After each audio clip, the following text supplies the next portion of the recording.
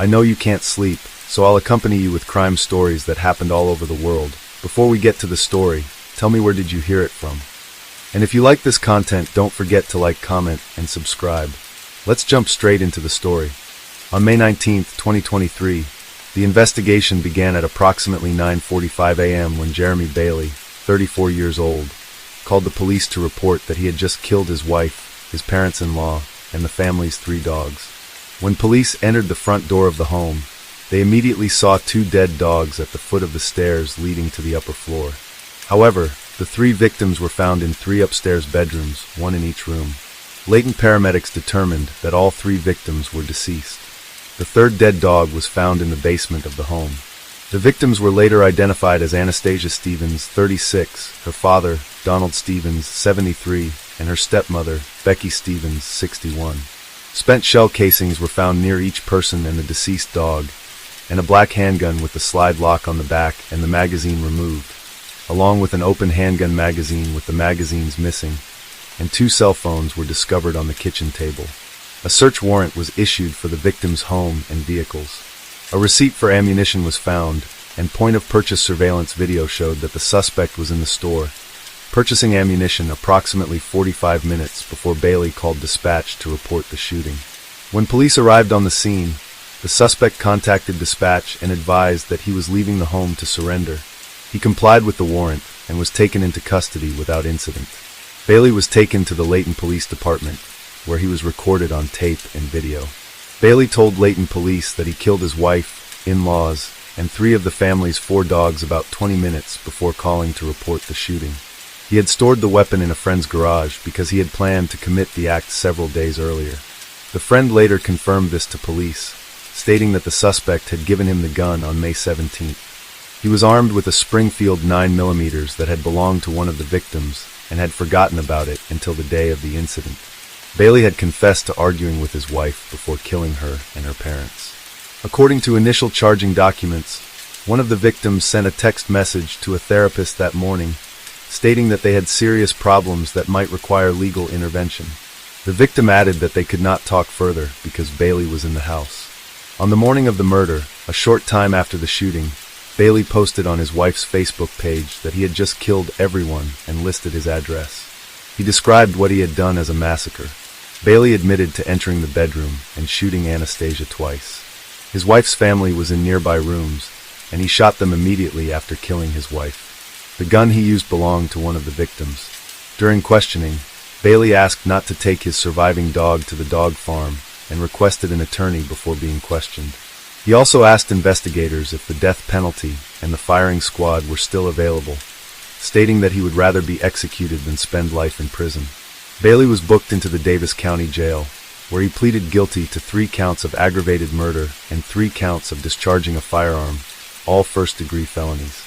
He is also charged with 3 counts of aggravated cruelty to animals. In October, Bailey accepted a plea deal during a virtual court appearance from the Davis County Jail. Bailey's chilling confession continued as he described his methodical approach to the murders, saying he had been planning them for days. When asked if he realized the severity of his actions, Bailey simply replied that he couldn't believe what he had done. His statement to police was described as cold and matter-of-fact, with no sign of remorse for the deaths of his family members and pets. His defense team attempted to argue for a reduced sentence based on his mental state, but the prosecution pursued the death penalty. In his plea, the state dismissed the remaining charges against Bailey. The charges against Bailey were also amended from aggravated murder to first-degree aggravated murder as part of the plea agreement. The court scheduled to deliver his sentence on December 12, 2023. That hearing is expected to finalize the terms of his sentence, considering the circumstances of the case, including his mental state and the events leading up to the crime. According to the planned timeline, at Jeremy Bailey's sentencing, he was sentenced to 3 consecutive life terms without the possibility of parole for the murders of his wife, Anastasia Stevens, her father, Donald Stevens, her stepmother, Becky Stevens, and 3 family dogs. Bailey pleaded guilty to 3 counts of aggravated murder. Although he was initially charged with premeditated murder, he avoided the death penalty due to his plea. The horrific case of Jeremy Bailey serves as a stark reminder of the dark consequences of domestic violence, premeditated violence, and the potential for deep anger to escalate into extreme actions. Bailey's calculated actions, which resulted in the deaths of his wife, her parents, and 3 family pets, underscore the chilling reality of premeditated violence. After the murders, Bailey's lack of remorse and cold demeanor during the investigation reflected his indifference to the gravity of his crimes. His crimes have not only taken the lives of his family members, but also caused deep pain for those around him. Now, he will have to pay for his barbaric actions for the rest of his life. Welcome back to my channel. Today we will learn together about the case of a grandson killing his grandparents. The case of Jeremy Dwayne Belt. Thomas and Janice Walker, both born in Colorado, have lived happily together for the past 60 years. They had a daughter and a grandson named Jeremy Dwayne Belt. They served on the Clearfield Citizens Patrol for more than 10 years, until 2019. Family and friends described them as loyal and selfless people, who quietly devoted without fanfare, always did good for others. On November 23, 2022, Belt, then 26, argued with his mother and said he believed his grandparents Thomas and Janice were trying to harm him. Belt told his mother he felt an electric current in the room and asked if she could feel it too. During the argument, he became angry and kicked his mother in the face. After being kicked, his mother left the house. Later, Belt meets his grandparents, Thomas and Janice, and he accuses them of trying to harm him. As they gathered their belongings and went to the garage to get their car with the intention of leaving, he followed them in. There he began using a small sledgehammer to destroy their car. His grandparents were unable to leave the garage because he had cut the motor cord to the garage door, preventing them from leaving. Next, Belt kicked his grandparents in the chest, continuing to use the small sledgehammer to attack them, causing head injuries to both of them. They fell to the ground and were unable to get up. He then left the garage, went into the bedroom to get a .22 caliber rifle, loaded it into the chamber, and returned to the garage to shoot his grandmother, Janice, in the head. When he realized he needed more bullets, he went to get more bullets, then returned to the garage to shoot his grandfather Thomas dead. After killing his grandparents, he returned the .22 caliber rifle to the room from which he had taken it. He closed and locked the gun room, then went into his bedroom in the basement. At approximately 3:10 p.m., Thomas and Janice's daughter, Belt's mother, returned home to find her parents dead in the garage. She immediately called the police and expressed suspicion that Belt was the culprit and that he might still be in the house. Clearfield police arrived shortly thereafter. When they arrived, they found her in the garage and immediately took her to safety. They then surrounded the house. Belt, after a phone conversation with his mother and the police, decided to surrender. Belt was arrested and taken to the police station. Initially, he denied any involvement in the murders. He told the police that his grandparents had tried to harm him.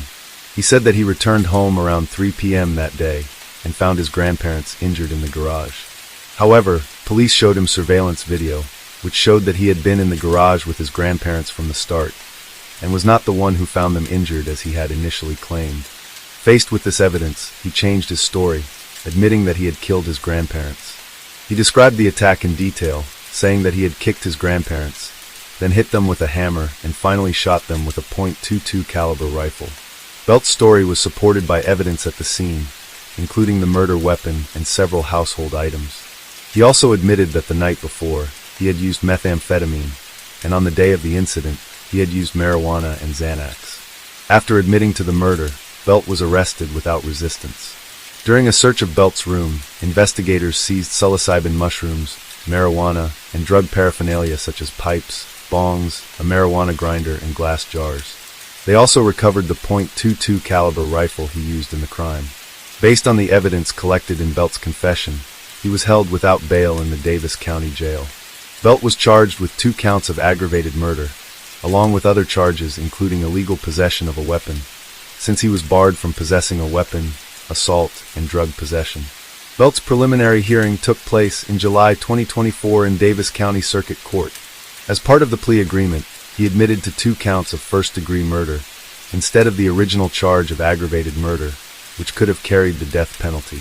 In addition, other charges such as illegal possession of a weapon, drug possession, and assault were also dismissed as part of the agreement. 2 months later, in September 2024, Belt's trial began.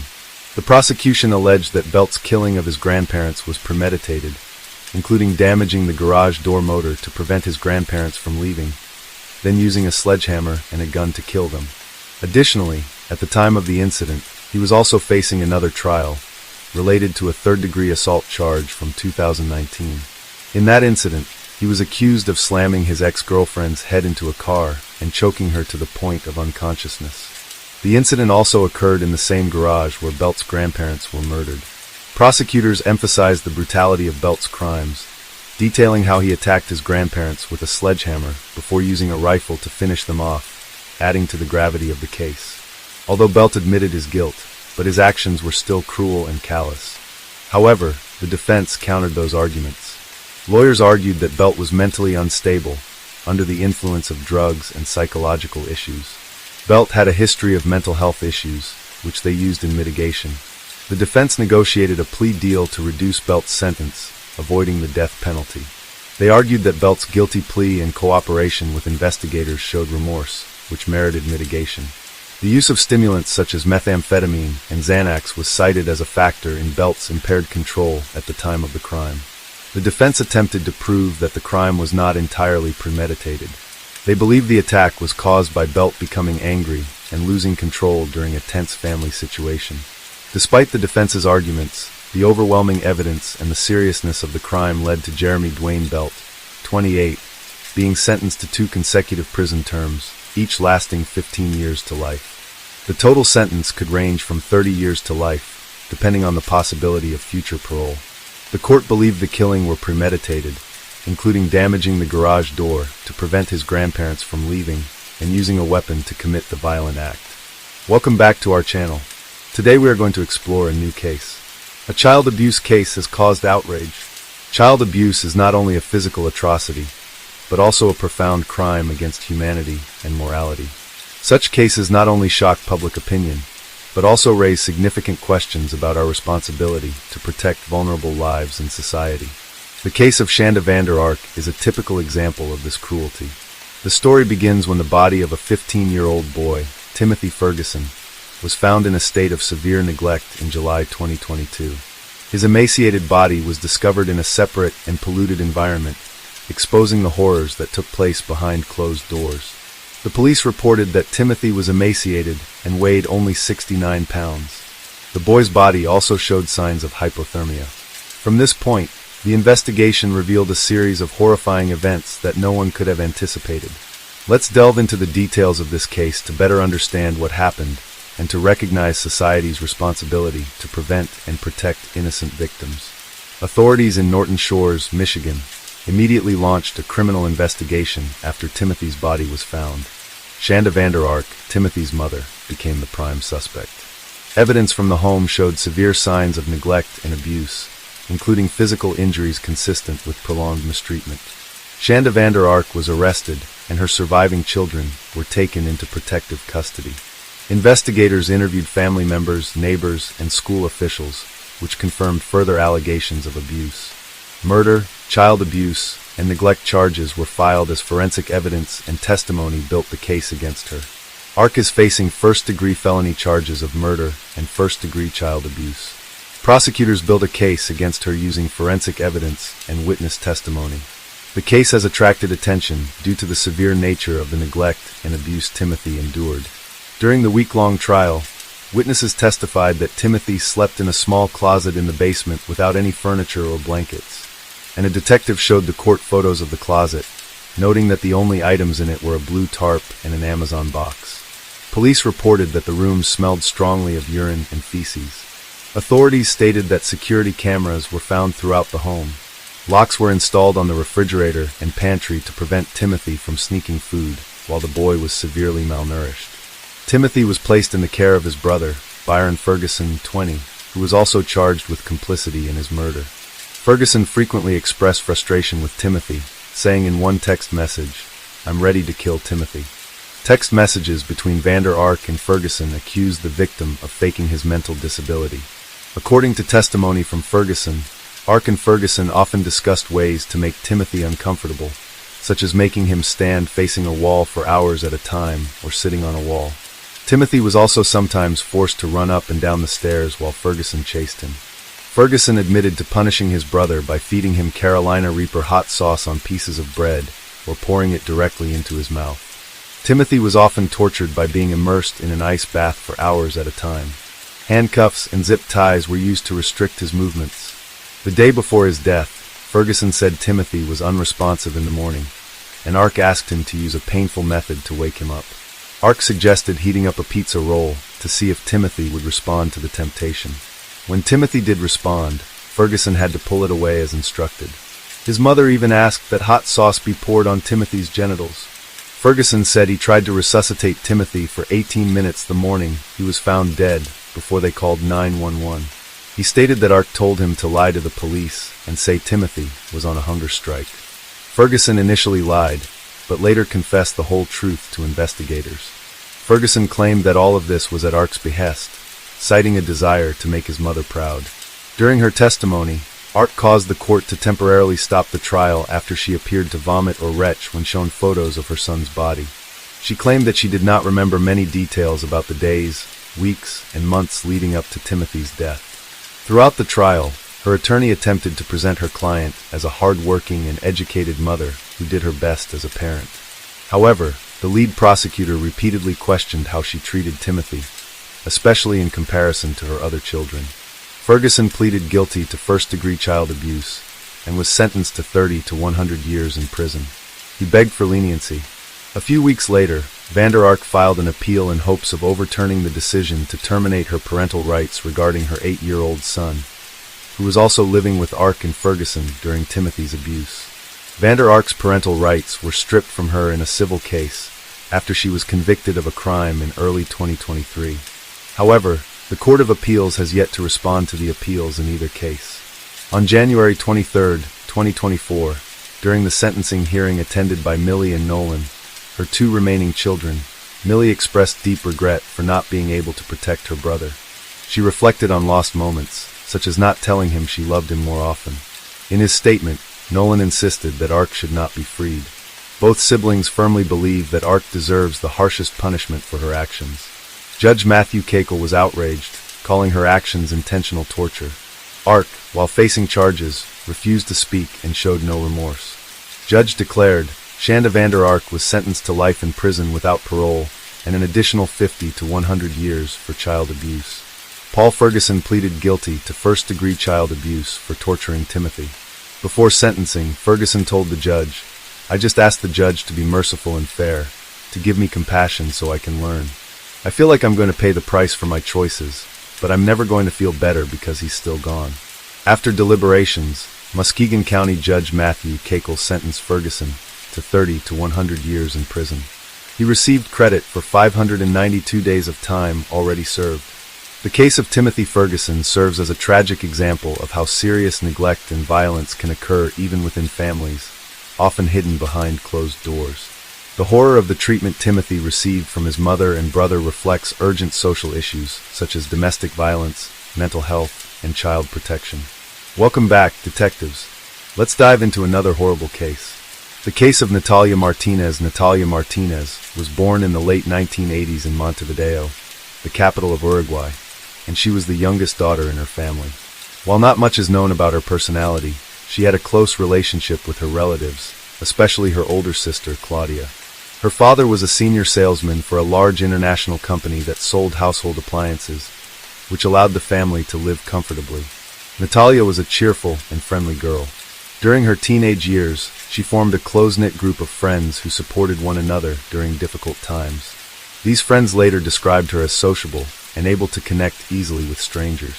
After graduating from high school, Natalia began spending more time with her friends. They enjoyed going to various parties and eventually expanded their adventures by visiting the beaches of Uruguay for fun. To celebrate her 19th birthday on January 1st, 2007, Natalia and her friends planned a trip to La Paloma, a small resort town, where they stayed for 2 weeks. On January 16th, they traveled to a nearby resort in the city of Riles, where Natalia was delighted to meet her parents and sister, who were there for a 4-day vacation.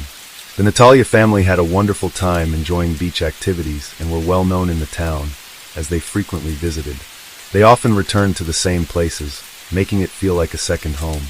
On January 18th, Natalia and her sister Claudia decided to drive to Punta del Este, another tourist town less than an hour away from Riles.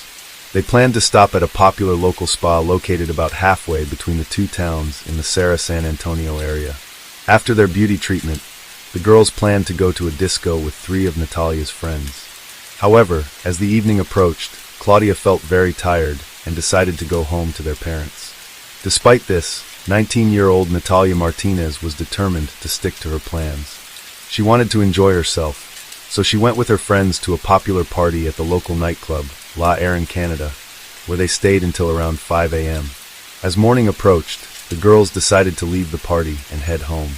At that time, Natalia was talking with a man named Leonardo Rakovin, an old acquaintance who owned a bookstore. They stopped near the exit and continued their conversation. However, Natalia became so engrossed in her discussion with Leonardo that her friends decided to go outside and get into the car they had arrived in, planning to head home together. The girls got tired and got into the car. One of them decided to check on Natalia, but when they returned to the nightclub, they found that Natalia and Leonardo were gone. The friends realized that Natalia could not have left alone or with anyone else without letting them know. Since they did not see her leave, they began to worry. They went up to the second floor, out of the bar, and saw Leonardo's BMW in the parking lot. The owner was inside the car, and because the windows were tinted, Rosalia and Silva could not see if anyone was in the passenger seat. However, they did notice some movement inside the car. The girls called out to Leonardo to ask about Natalia. He said he was in the car with a friend and mentioned that he had spoken to Natalia briefly before they parted ways. He claimed he had no idea what happened to her afterward or why she didn't return to her friends. The girls assumed Natalia had gone home, so they got into the car and drove to her friend's relatives, who were at the police station, just a 10-minute drive from the club. Rosalia and Silva stopped near the house and hunked to get Claudia's attention, trying not to wake the entire family. However, no one responded, so they returned to the club where they last saw Natalia. The girls continued to search for their friend for about 2 hours, but their efforts were unsuccessful. No one knew where she had gone. Around 8 a.m., Silva returned home, exhausted and very worried about her missing friend. Worried about her friend's safety, she decided to tell her parents everything that had happened. She feared something bad might have happened to her friend. Her parents tried to reassure her, telling her to rest and that her friend was probably already home. So she went to bed. Yet, when she woke up at 11 a.m. that same day, her concerns grew stronger. The entire Natalia family started searching for she. They quickly got involved, and her friends went to the club together to find out what happened. Unfortunately, they were still unsuccessful. The club was closed, and no one had any helpful information. They searched the surrounding area for clues but found nothing. Around 5 p.m., Natalia's family and friends arrived at the police station. Maldonado police investigators received several photos, including one of all the girls relaxing at a club that evening. This helped them understand what the missing girl was wearing, so they could come up with a description for the search. The police took their statements seriously and began investigating. Initially, the family said that Natalia had been at a party where she may have had too much to drink and left with someone. However, Rosalia and Silva insisted that Natalia had not consumed any alcohol that night, as she often denied. They also dismissed the police's suspicions that they had used illegal drugs. Police began a search operation. They first went to the location where Natalia was last seen. The club was open, but there were no surveillance cameras at the time. Police spoke to club employees and learned that a group of 3 young men sitting at a nearby table had been trying to approach the women throughout the evening. Natalia's friends confirmed that the men had been harassing them. Despite this information, police ignored the group of young men and instead focused on the acquaintance with whom Natalia had been talking before she disappeared. It was no surprise that Leonardo immediately became the prime suspect, since he was the last person to see Natalia. However, all of Leonardo's acquaintances described him as a kind and calm person who had never shown any signs of cruelty before and was incapable of harming anyone. He was a young businessman. That night, his girlfriend waited for him in a car while he was talking to Natalia. After that, he said goodbye to Natalia and returned to the car with his girlfriend. From the car, he saw Natalia go down the stairs and go out onto the porch. From that moment on, Leonardo was distracted by his conversation with his girlfriend and did not see Natalia again. However, he was not worried about her, since he did not notice anything suspicious around. No one was screaming or making noise. Despite the police suspicions, Leonardo insisted he had nothing to do with Natalia's disappearance. However, the police did not trust him. They needed to conduct a thorough examination of the BMW he drove away in after the party. Several witnesses reported seeing a similar car in various locations around the city, including near a forest on the outskirts. One man claimed he spotted a couple having sex in a car that matched the description on the night she went missing, near a lake by the woods. Police obtained a search warrant for Leonardo's car. During the initial inspection, they found a long, dark hair on the floor of the BMW and sent it for analysis. However, it did not match Natalia. It belonged to someone else. The interior of the car showed no signs of suspicious activity, no blood, or evidence of a struggle. Police speculated that Leonardo had cleaned the car shortly after Natalia Martinez disappeared, which would explain the clean condition of the car. Police used this detail as part of the evidence against Leonardo. However, they still lacked the evidence to arrest him. On January 22nd, a passerby driving on the outskirts of P. Polis discovered several items on the roadside. Among them were a woman's handbag containing a wallet and a pair of women's shoes. The most crucial piece of evidence was linked to Natalia Martinez, a case that was currently receiving significant media attention. Recognizing the situation, the witness promptly contacted the police. Unfortunately, the media coverage also led to the spread of various rumors, which Natalia's family had to repeatedly deny. One such rumor suggested that Natalia was involved with drug dealers, implying that she had become a victim of criminal activities. However, Natalia's father publicly refuted these claims in an official television statement. Despite the situation, rumors continued to spread. Some claimed to have witnessed her being attacked or even murdered. Instead of receiving assistance from the media, police found themselves overwhelmed by numerous false testimonies each day that needed to be verified, complicating the investigation. Meanwhile, the media eagerly reported even the most outrageous theories. The story was considered compelling and attracted many readers, causing journalists to add fuel to the fire of chaos surrounding the case. The rumors about the missing girl were leveraged to boost newspaper sales. Natalia's family endured immense pain following her disappearance. A large-scale search operation was organized, involving many police officers, friends, family members, and hundreds of volunteers. It was quickly determined that there was no evidence of the girl near the nightclub, prompting the search to extend into more distant areas of Uruguay. Ultimately, the entire coast was thoroughly searched. Most of the search operations took place on land, using service dogs and later involving military and civilian aircraft. The City Fire Brigade also participated in the search and requested that the sewer systems be inspected. However, no traces of Natalia were found there either. By this point, law enforcement had largely concluded that Natalia was deceased, as the likelihood of finding her alive was very low. The critical window for finding missing persons is usually 48 hours. A significant finding occurred when a bone was discovered on the Grande Plateau, but tests revealed it was not human. Although the search had stalled and no new leads had emerged, Natalia's relatives continued their efforts. They remained hopeful that she was alive and being held against her will. In 2000, a female body was discovered in the forest near Lake Yolo. The body was in poor condition and was sent for examination to determine the identity of the deceased. This location was several kilometers from the club where Natalia was last seen, and the clothing found on the body led police to suspect it might belong to the missing Natalia Martinez. After the discovery of the body, police remembered a couple who had been seen having sex in a car near the forest, which drew attention to that area. The forensic expert who performed the autopsy struggled to gather important information because the body was in an advanced state of decomposition. To ensure a thorough examination, 5 forensic experts were called in. They determined that the body belonged to Natalia Martinez.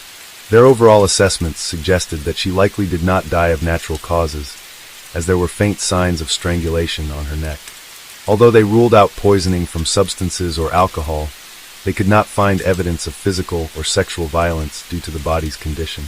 It was noteworthy that the victim was found tied with nylon thread, but it remained unclear whether this occurred before or after her death. Several months later, while the investigation continued, an unexpected development arose. The man who had found her belongings on the roadside was discovered dead at the bottom of a cliff near his home. His name was initially kept confidential. Initially, it appeared that the man had voluntarily chosen to end his life. However, all his relatives insisted that he would never do such a thing. He was a deeply religious man, cherished his life, and loved his family. An autopsy revealed that the cause of death was blunt force trauma to the head sustained long before the fall from the cliff, suggesting he had been thrown off. This led police to believe the two cases were linked. But more evidence was needed.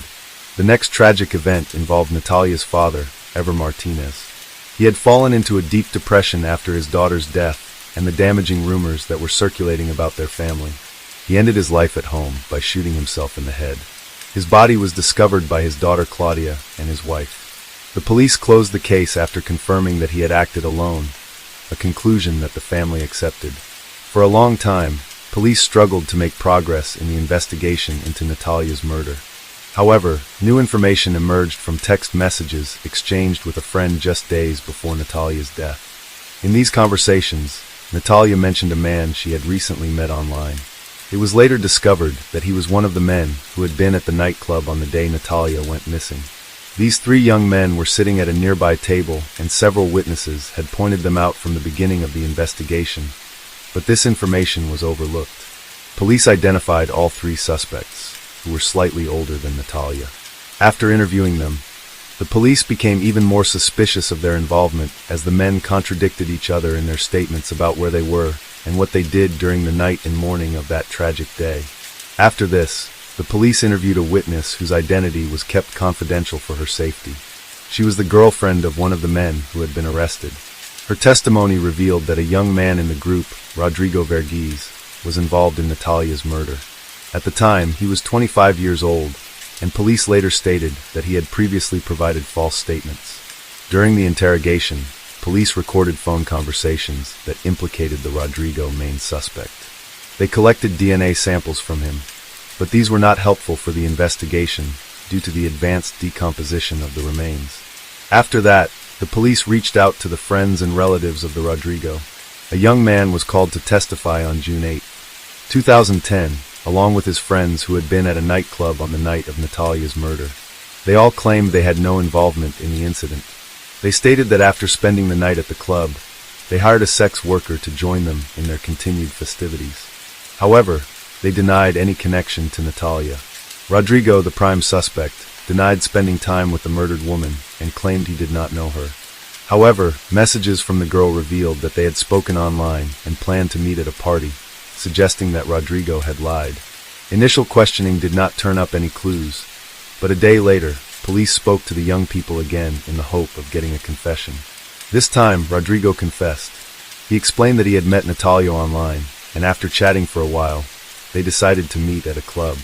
Unfortunately, their conversation did not go well, and as dawn approached, he suggested they go to another nearby nightclub. Rodrigo misled her. He wanted to be alone with her. During this time, he began to harass her, according to his confession. When she rejected his advances, he seemed to accept it. However, Natalia then suffered an asthma attack, which led to convulsions and ultimately her death, as she did not have her inhaler or any medication with her. Rodrigo was confused and unable to help her. He stated that he panicked during her attack and didn't know what to do, especially when she stopped showing signs of life in his car. After the party, he planned to return to his family's farm, a short distance from the city. However, after Natalia's death, he decided to dispose of her body to avoid any further repercussions. He headed for the woods, thinking it would be a good place to hide her. There, he tied Natalia up, dragged her deeper into the woods, and covered her body with branches. But this was only part of the story. A witness walking along the beach claimed to have seen a couple having sex, and Natalia's body showed signs of strangulation. It seems that Rodrigo neglected to mention that he had strangled and raped her at the same time. Police were later able to confirm that Rodrigo's other friends were not involved in the incident, so they were released shortly after Rodrigo confessed. Rodrigo was formally charged with murder and taken into custody. After the confession, it appeared that the prosecutor's office would easily prove the Rodrigo's guilt.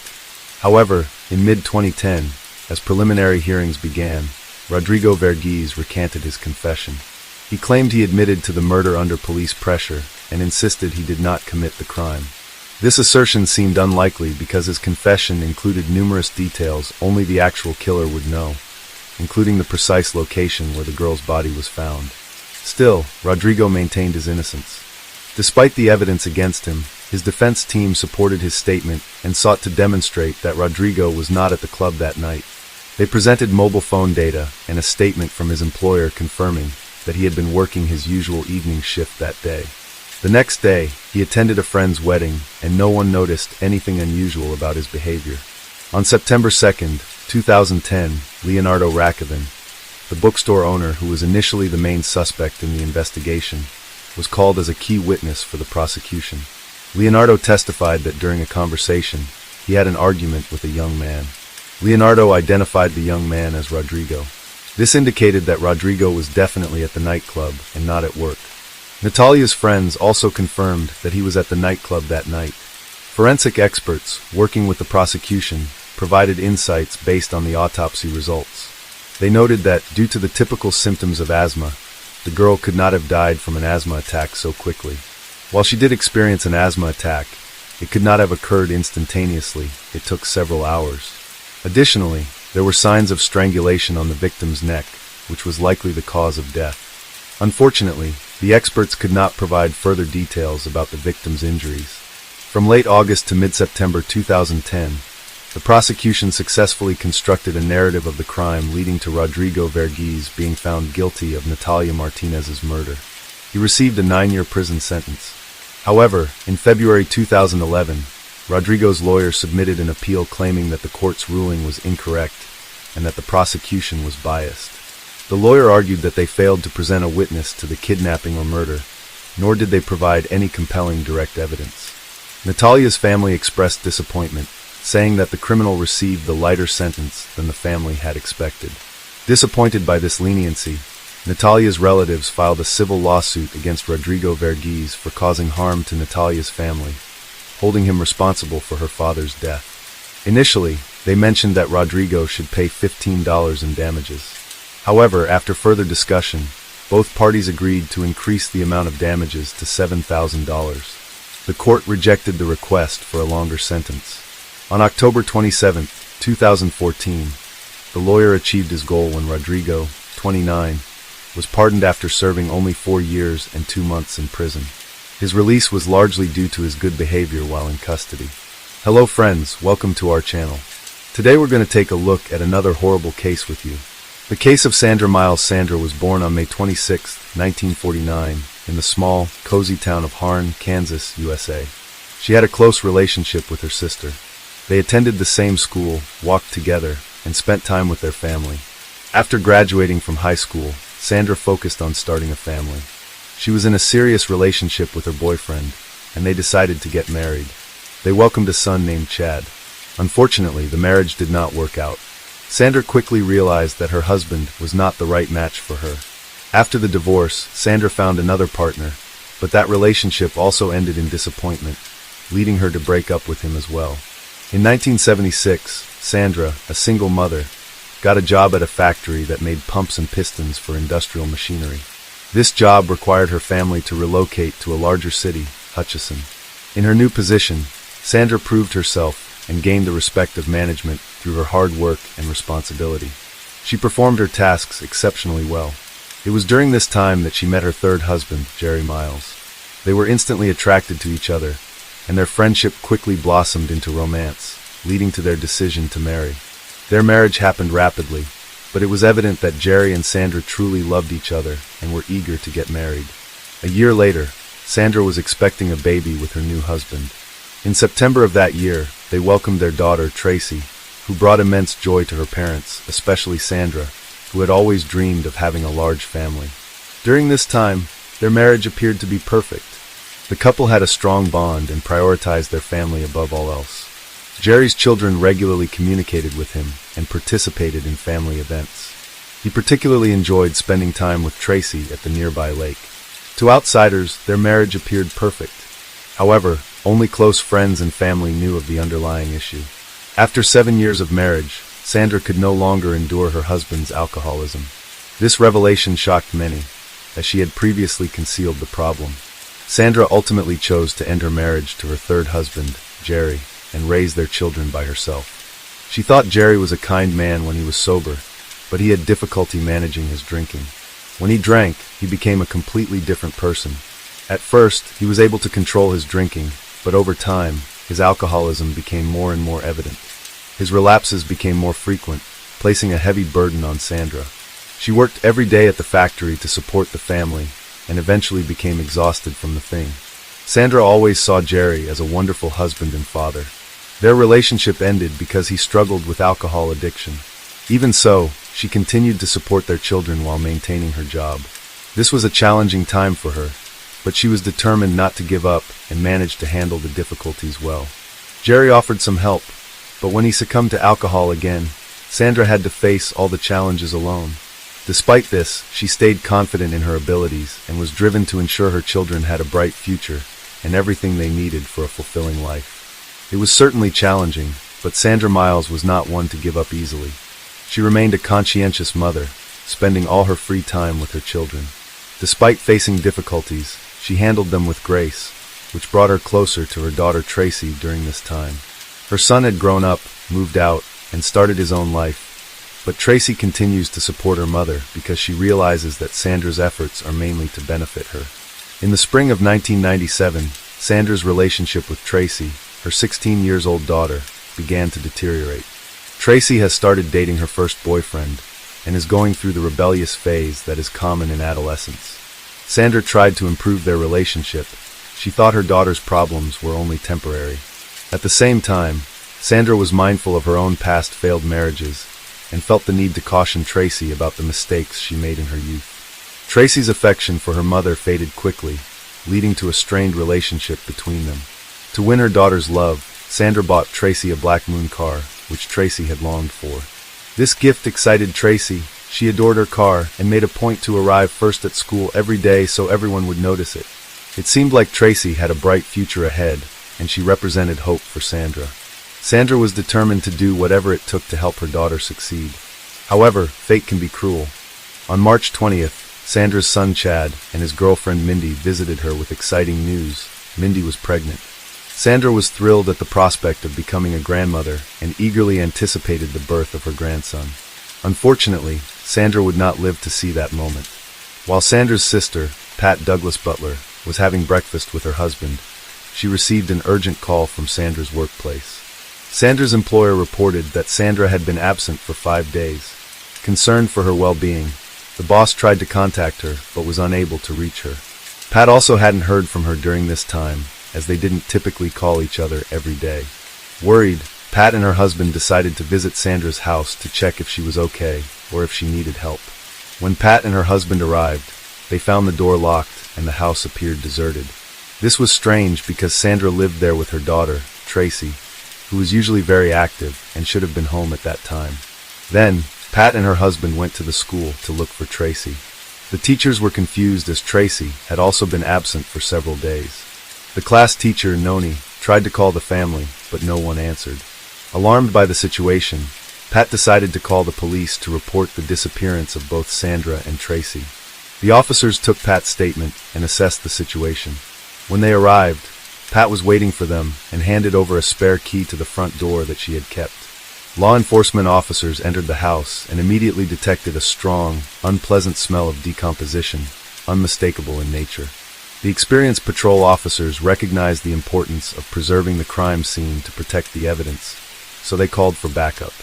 When additional police officers arrived, they discovered the decomposed body of a woman lying on her bed, covered with a blanket. Upon removing the blanket, they found a power cord from a household appliance wrapped around her neck, indicating she likely died from strangulation. Additionally, there were multiple injuries visible on her face and head.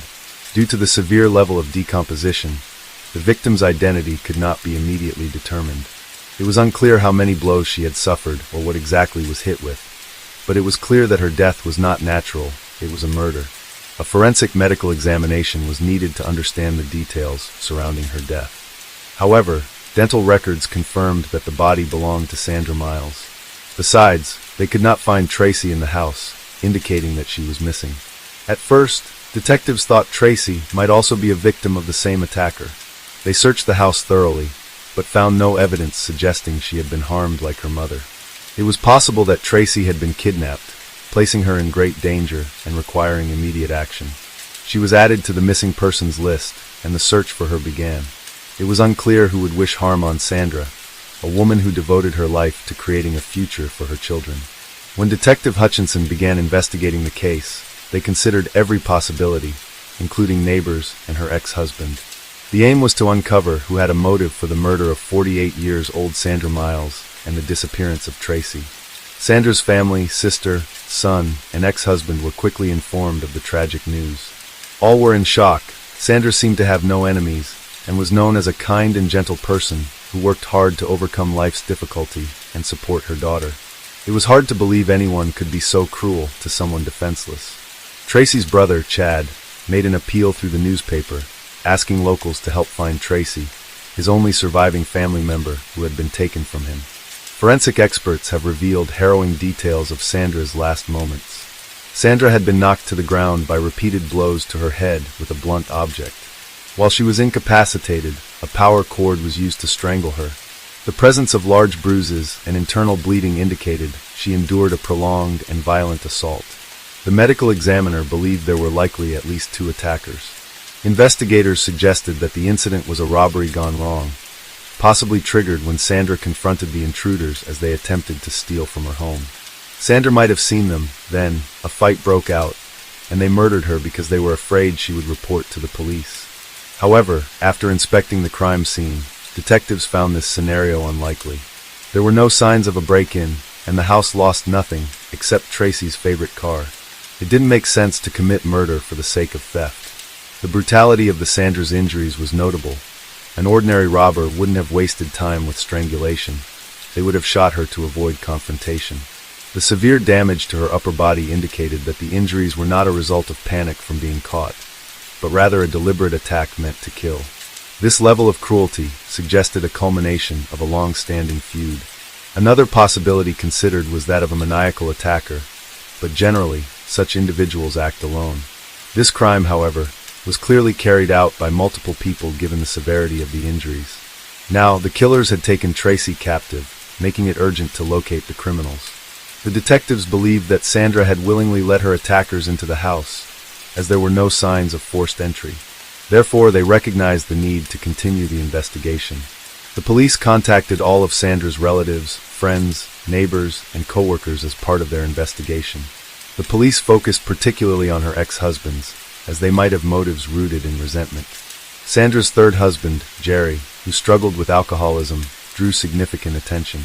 He may have been unhappy after the divorce, and the detectives speculated that he could have confronted Sandra while intoxicated, possibly leading to her death. However, the detectives defined that he had an alibi, so he was removed from the list of suspects. Police interviewed all of Sandra's acquaintances to identify suspects in the violent massacre and possibly Tracy's kidnapping. Sandra's sister, Pat, informed detectives that she last saw Sandra alive 5 days earlier. On that day, she received a work call around the same time Tracy visited the school where she studied, making it a key date in the investigation. Efforts to gather information from friends and acquaintances were unproductive, so detectives turned to the neighbors. They discovered that the neighborhood was peaceful and close-knit, where everyone was familiar with one another. The next day, news of the incident at Sandra's house spread quickly. A crowd gathered in the yard and driveway, prompting the police to restrict access to the area. Many neighbors stopped by out of curiosity, anxious to learn what had happened. There was a growing concern in everyone, as they realized a dangerous killer, and possibly a kidnapper, was still at large, especially since there had been no word from Tracy. Fortunately, some witnesses in the crowd provided valuable information to the detectives. A neighbor who lived directly across the street reported seeing Tracy about 5 days earlier, on March 25th. He had noticed her with 2 young men. They all got into one of the guy's cars and drove away, and he never saw them again. This account raised questions about the nature of Tracy's disappearance, as it didn't fit the typical scenario of a schoolgirl being kidnapped. The friends, identified as Mark and Jay, lived nearby, so the detectives decided to interview them at their homes. Mark quickly left as several police officers spotted a red car in the distance. When Mark noticed the police approaching, he sped away and vanished at high speed. This behavior seemed suspicious, so one of the detectives alerted the patrol nearby about his direction. Mark wouldn't have fled so rapidly if he weren't trying to hide something from the police. Luckily, it didn't take long for them to catch up. Mark was eventually stopped just a few kilometers from his home. Mark was driving his car with a friend who was anxious about the recent tragedy at Sandra's house. The two young men attempted to convince the police that their fear was the only reason for their unusual behavior, but seasoned detectives sensed they were hiding something. Consequently, both were taken to the police station for questioning. During the interrogation, the young men insisted they were merely frightened by the news of the incident at the Miles residence. Their stories closely matched, but the police found no solid evidence against them, so they were released. However, they became important witnesses because the police were aware that Tracy had recently been in a relationship with a young man named Jeremy Bell. They also knew that Sandra disapproved of him, believing he would have a negative impact on her daughter's life. Eventually, Tracy broke up with Jeremy and started dating Paul Nelson. Several witnesses stated that shortly before the tragedy, Tracy had a significant argument with her mother over Jeremy and Paul, both of whom Sandra disapproved. Detectives began interviewing numerous teenagers connected to this group. It was established that Tracy's ex, Jeremy, had a volatile temperament and had even made threats against Paul. However, Paul was not the main reason for Tracy and Jeremy's breakup. That was largely due to Sandra's disapproval, which may have prompted Jeremy's hostility toward her. In fact, the relationship between Sandra and Jeremy was extremely strained. Sandra had to go to the police station to obtain a restraining order against Jeremy. He accused her of ruining his relationship with her daughter, Tracy, and threatened her, although he never acted on these threats. During drunken parties, he often expressed how much Sandra bothered him to his friends. Sandra was determined to protect her daughter from him, which only led to more conflicts. It was known that Jeremy was already on the police's radar due to his numerous violations, and the restraining order worsened the situation. He clearly held a grudge against Sandra, which raised concerns that he could have kidnapped Tracy. At this point, detectives believed that Jeremy had killed Sandra and was now holding Tracy captive. They decided to question Jeremy, who, along with his friend William Lennon, had been arrested for burglary on the 1st of the month, just a few days before Sandra's murder. Since Jeremy was in prison during the time of the murder, he could not have been involved in Sandra's death. The fate of Tracy remained uncertain. The kidnapper had not made any demands, leading the police to fear that she might already be dead, although there was still a chance she was being held hostage. Time was of the essence for her safety. When investigators spoke with Jeremy in prison, he explained that he was not in a relationship with Tracy at the time of Sandra's murder due to a restraining order that required him to avoid contact with her. As a result, they broke up. During this time, Tracy began dating another man, Paul Nelson, which led Jeremy to distance himself from her. The police noticed that Jeremy appeared to strongly dislike Paul and openly expressed a desire to confront. Jeremy accused Paul of encouraging Tracy to engage in criminal behavior and worried that she might become involved with drugs because of her relationship with him. However, he stated that he did not harbor any ill feelings toward Sandra. In fact, their communication improved once Tracy started dating Paul. As Sandra shifted her anger towards Paul, Jeremy supported Sandra during this time. On March 25th, just before Sandra's murder, Jeremy warned Tracy about her new boyfriend, Paul, whom he considered dangerous. By that time, the autopsy results were complete. The medical examiner determined that Sandra died on March 26th from 4 stab wounds and significant blunt force trauma to the head. These injuries were confirmed as the cause of death, and strangulation was also used to ensure she was dead. The police needed to locate Paul Nelson, the main suspect, to question him. However, he was missing. His parents reported that he hadn't been seen since March 26th. Like Tracy, detectives believed he was involved in Sandra's murder. They needed to find him and uncover what happened to Tracy, but they could only address that after detaining him. Investigators discovered that Paul had been in regular contact with his friend Zwickel, with whom he had lived before going into hiding. When detectives spoke with Zwickel, he provided valuable information. He confirmed that Sandra did not approve of the relationship between Tracy and Paul. Sandra believed that Paul, Tracy's new boyfriend, was a bad influence and was trying to get her involved with drugs. Despite Sandra's objections, Tracy and Paul continued to meet secretly. After several weeks, Sandra found out about it and was upset. She told her daughter that getting involved with a drug addict was a big mistake. Despite this, she refused to face the truth. Her mother urged her to end the relationship with Paul. Sandra then informed Tracy that if she wanted a family and children, she would need to move in with Paul. This news surprised both Tracy and Paul, as they had nowhere to live. Sandra advised Tracy to think about ending her pregnancy, and Tracy consented. However, their relationship worsened after the abortion. A shocking moment for Tracy was when Sandra threatened to take her car keys if she didn't end her relationship with Paul. This tension may have led Paul to develop a grudge against Sandra, who he and Tracy saw as an obstacle to their relationship. Paul's friend, Zwickel, reported that on March 26th, Paul returned home around 10 a.m. and immediately began packing his belongings. Paul mentioned that he was planning to leave with Tracy and that they had $2,000, which he believed would be sufficient for their escape. Paul confided in Zwickel that he and Tracy intended to run away in her car, and Zwickel assumed they were fleeing due to a disagreement. However, Paul did not mention Sandra's death to Zwickel. When Zwickel inquired about how Paul obtained the money, he claimed he had sold Sandra's tape recorder to a pawn shop. It was later discovered that tape recorder had indeed gone missing from the house after the attack. In reality, Paul was not being truthful. Selling tape recorder only netted him less than $50. It remained unclear how Paul could have acquired such a significant amount of money at that time. Afterwards, Zwickel noticed how Paul and Tracy got into a car and drove away without any signs of stress. It seemed they were heading to Mexico. Given the situation, Zwickel began to suspect that Paul might be involved in a murder. As a result, Paul and Tracy were placed on a nationwide wanted list. Investigators in Kansas identified 18-year-old Paul Nelson as the prime suspect. The police were particularly troubled by the $2,000 Paul had, which he used to flee. They wondered if he had robbed someone or committed another crime. Investigators were shocked, and they examined Sandra's bank accounts. On March 26th, her daughter, Tracy, withdrew money from her mother's account. While looking into this, detectives discovered that Tracy had gone to the bank with Paul and cashed a check with the teller. Tracy claimed that her mother had given her the money to buy a new car. This raised serious suspicions about her actions.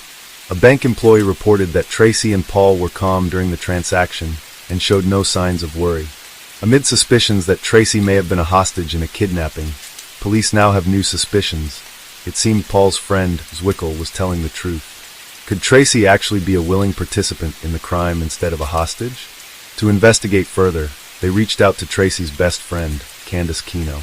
Candace revealed that on March 25th, Tracy had called her to share that a serious conflict had erupted with her mother. Tracy's mother had taken the car key away from her and threatened to kick her out. This created evident hostility between them. Candace mentioned that following this incident, Tracy decided to run away with Paul and admitted this during their phone conversation. The officers' doubts were confirmed. It became clear that from the very beginning, no one had actually tried to keep Tracy as a hostage. The police confirmed that Tracy and Paul had crossed the border into Mexico and subsequently got lost. After some time, a United States Border Service officer informed the police that Tracy and Paul had re-entered the U.S. near El Paso. The reason for their return was unclear, but it was evident that they were in trouble. Efforts to locate the couple intensified. On April 8th, Candace contacted investigators to report that she had spoken with Tracy on the phone. Candace provided the police with Tracy's phone number. Tracy and Paul was located on the outskirts of El Paso, and later, that day, investigators apprehended Paul. Candace agreed to make another call to help detectives pinpoint the location from which Tracy had called. Tracy and Paul was arrested and taken to the police station for questioning. Paul did not appear to be a dangerous gangster. He kept his eyes on the floor and trembled with fear. He explained the details of the attack, admitting that on the evening of the 25th, he had gone to the house Sandra's. Then, Tracy and Paul had devised an escape plan, and it was Tracy who proposed drastic measures.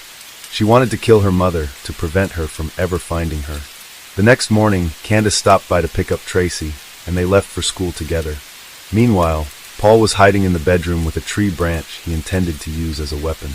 He claimed he found it in the house and did not plan to kill Sandra. He only wanted to strike her so she would lose consciousness. However, the police were skeptical of his explanation. They questioned why he would sneak into the house and attack her if he didn't intend to kill her, knowing she could eventually regain consciousness and report him.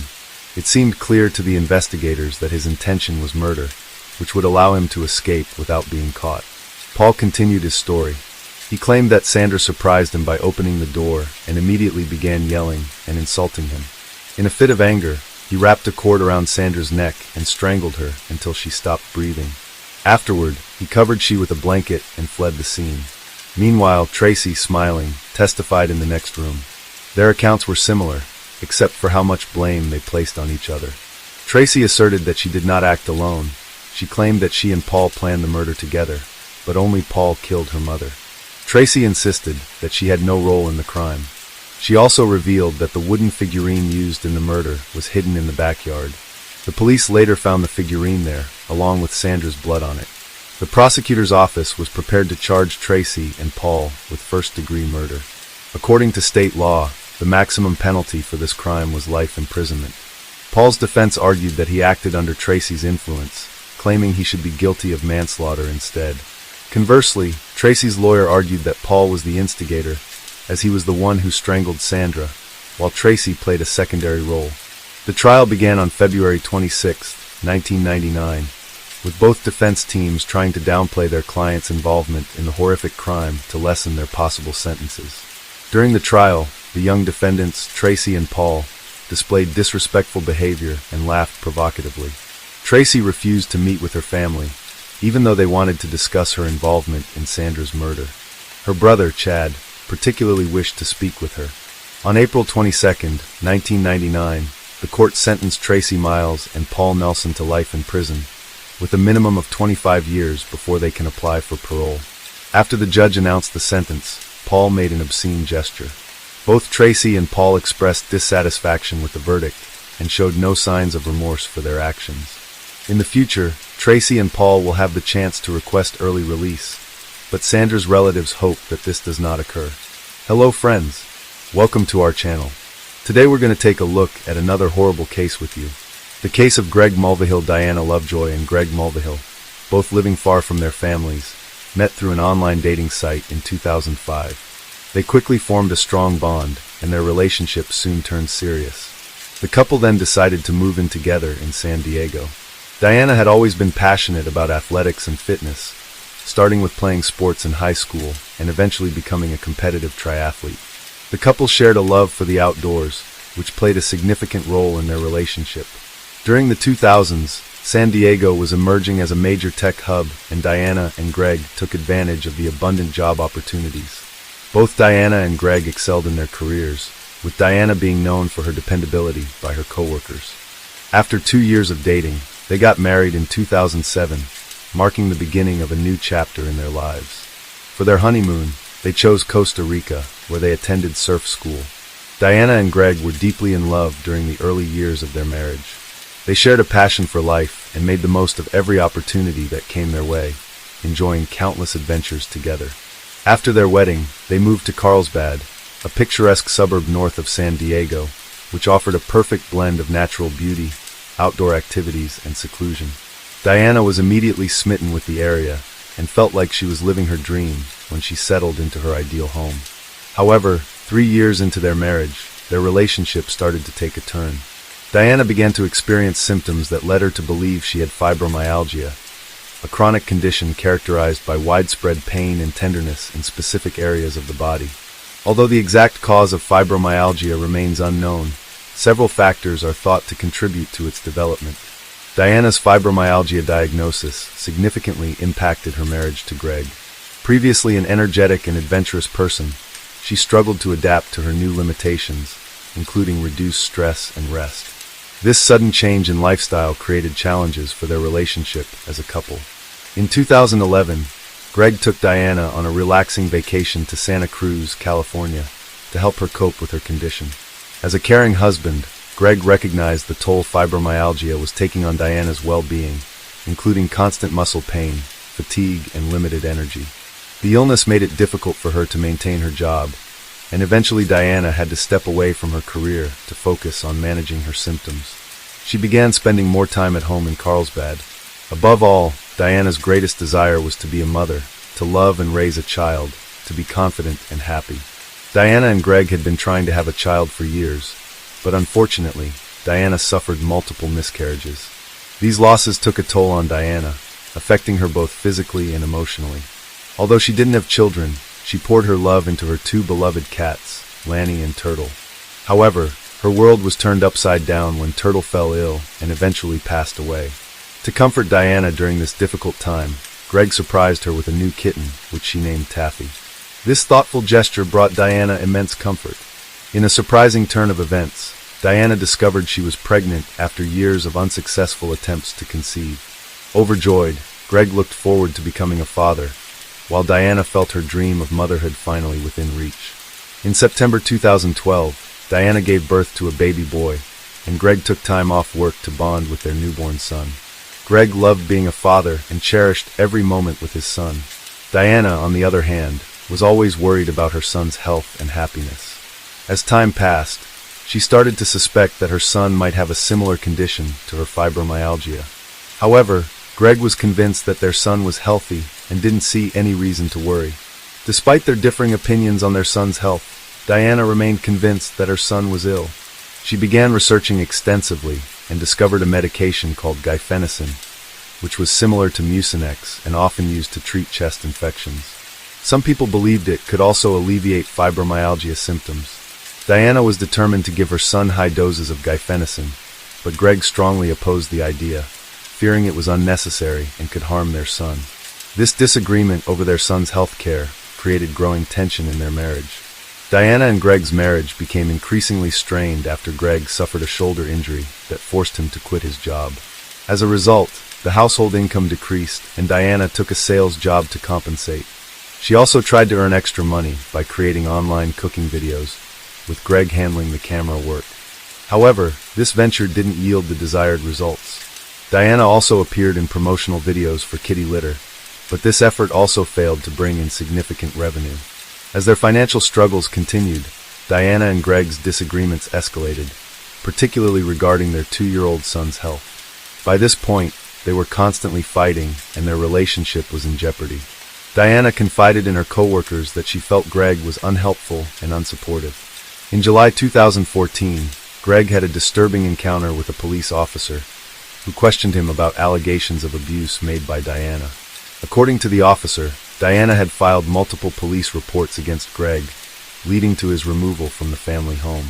Diana and their son were allowed to stay, leaving Greg to face the consequences of the allegations.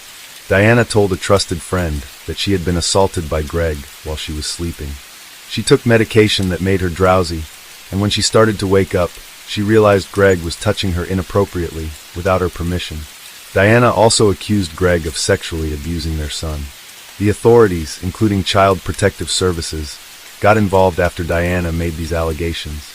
Greg denied the accusations and claimed that Diana was only making these charges because he disagreed with her about their son's health issues. In response, Greg filed for divorce from Diana and requested custody of their son. Detectives investigated claims that Greg abused Diana and their son, but found no evidence to support these allegations. In fact, psychiatric evaluations of Greg and the boy revealed no signs of abuse. A judge ultimately dropped the case and granted Greg 50-50 custody of their son, much to Diana's dismay. Despite this, Diana remained committed to being a good mother and distancing herself from Greg and the associated drama. As part of their divorce agreement, Diana stayed in the house and agreed to compensate Greg for his share of the property. By 2016, the former couple had managed to establish a relatively peaceful co-parenting arrangement, with each having equal access to their son. However, this fragile peace was shattered on September 1, 2016, when the Carlsbad Police Department received a call from Jason Kovac, a friend of Greg's. Jason called 911 to report that his friend Greg had been shot multiple times and was bleeding severely. A patrol officer from the Carlsbad Police Department responded immediately and found Jason and Greg on the side of the road. Jason told the officer that the shooting had occurred about half a mile away. The officer quickly realized that waiting for an ambulance would put Greg's life at risk, so he decided to drive Greg to the hospital himself. Meanwhile, the SWAT team arrived and began searching the area for the shooter, but they couldn't find anyone. At the hospital, doctors rushed Greg into emergency surgery, where they discovered he had a gunshot wound to his chest. Greg survived the surgery, but he was placed on life support afterwards. While Greg recovered in the hospital, detectives interviewed Jason, who was still shaken by the event. Jason explained that Greg had received a call from a private investigator claiming to have important documents related to his custody and divorce proceedings with Diana. The investigator didn't leave his name, but he gave Greg a specific meeting time and location. Greg was initially hesitant, but his curiosity got the better of him, and he asked Jason to come along for backup. Jason agreed, and they armed themselves with a flashlight and a child's baseball bat. They arrived at the remote location, which was extremely dark due to the new moon. The only light came from a small sliver of the moon. According to Jason, the caller instructed Greg to find a package attached to an electricity pole. When Greg saw the package, he walked towards it with his flashlight, scanning the area. Suddenly, he shouted, and a gunshot rang out. Greg and Jason started running for their lives, with bullets whizzing past their heads. They eventually reached their car, where Jason realized Greg had been shot, and called 911. Jason couldn't provide a detailed description of the shooter, but he led the detectives to the exact location of the shooting. During their investigation, they found an intriguing clue near the electricity pole, a neatly folded Angry Birds towel that seemed to be intentionally left there to deceive Greg. Jason reported hearing 6 gunshots, but the investigators found no evidence of shell casings or a weapon. This lack of forensic evidence suggested that the shooter was experienced and knowledgeable about covering their tracks. During their search, the detectives noticed a strong smell of feces in the air, which led them to a pile of feces accompanied by a towel that seemed to have been used for cleanup. The investigators preserved the feces sample and towel as potential evidence, carefully packaging and transporting them to the crime lab for analysis. However, obtaining DNA evidence from the feces sample could take up to a month. In the meantime, the detectives continued their search for a suspect, investigating all available evidence and following up on leads. They focused on Greg's estranged wife, Diana Lovejoy, and questioned her about her possible involvement in the shooting. Diana denied any knowledge and provided an alibi, stating she was at home with her son at the time of the shooting. Greg unexpectedly woke up from life support and began to recover. When he was well enough, he was interviewed by detectives, who asked about his estranged wife's potential involvement. Greg expressed doubt that Diana was capable of such violence, but acknowledged their past conflicts and ongoing divorce and custody battle over their son. The detectives acquired the phone number used to lure Greg to the remote area, which led them to a pay-as-you-go plan and a purchase at Best Buy near Carlsbad. They obtained video footage of the purchase, which showed Diana Lovejoy buying the phone. This solidified her as the prime suspect, and she was arrested during a traffic stop. Diana claimed innocence during her arrest, but when confronted with the evidence, she admitted to buying the phone. She then revealed that she was afraid of Greg, had purchased a gun, and took shooting classes at Iron Sights, where she met instructor Weldon McDavid, an ex-Marine weapons expert. Diana's friendship with Weldon turned romantic and intimate. She told the detective that they planned to scare her estranged husband Greg to stop his harassment. Weldon told Diana to buy a specific phone, which they used to lure Greg to a remote location. Diana claimed Weldon's role was only to threaten Greg, not to use violence. She drove Weldon to the site and picked him up afterwards. When she heard police sirens, Weldon told her he had to shoot Greg in self-defense because Greg allegedly made aggressive moves towards him. Diana denied involvement in the shooting and said she never asked Greg to take violent action against her. She was charged with conspiracy to commit murder and attempted murder. Greg recovered from his gunshot wound and was released from the hospital. However, news of Diana's involvement horrified people. Weldon was tracked down and brought in for questioning. Weldon told the detectives he was at home 30 minutes away on the night of the shooting. When asked for a DNA sample, Weldon became nervous. The detectives asked if his DNA would be at the crime scene, and Weldon claimed to remember stopping to use the bathroom on a dirt road the night before. The detectives obtained a search warrant and found a rifle with a live round and 6 spent shell casings in Weldon's garage. The shell casings matched a witness's account of hearing 6 gunshots. Weldon was arrested for attempted murder and conspiracy to commit murder. Searching Diana's house, the detectives found a suspicious search history on her computer. She had searched for new moon, which coincided with the night of the shooting. This was significant because there was minimal ambient light during new moons, making it a suitable time for the murder. The detectives concluded that Diana had premeditated knowledge of the shooting and a motive to kill Greg. She would have had to pay him $120,000 in their divorce settlement, and eliminating him would be easier than paying the debt. Diana Lovejoy and Weldon McDavid's trial began in October 2017. Weldon claimed he never intended to shoot Greg.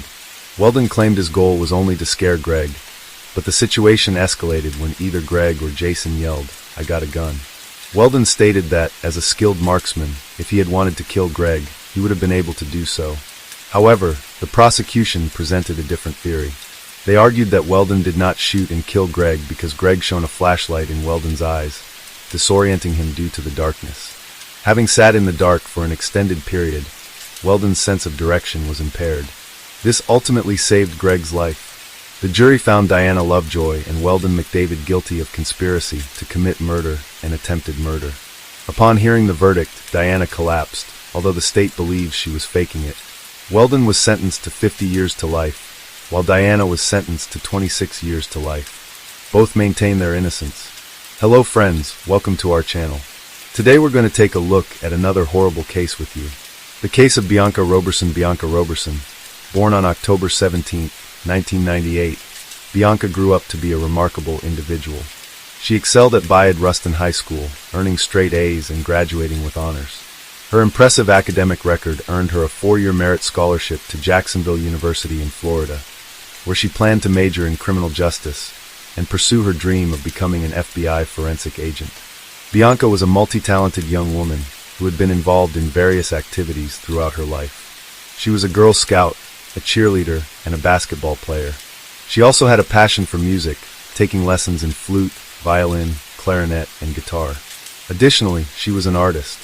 Bianca lived with her mother and maternal grandmother, Josephine Perry, and was excited to experience the independence and challenges of dorm life. However, her plans were tragically cut short.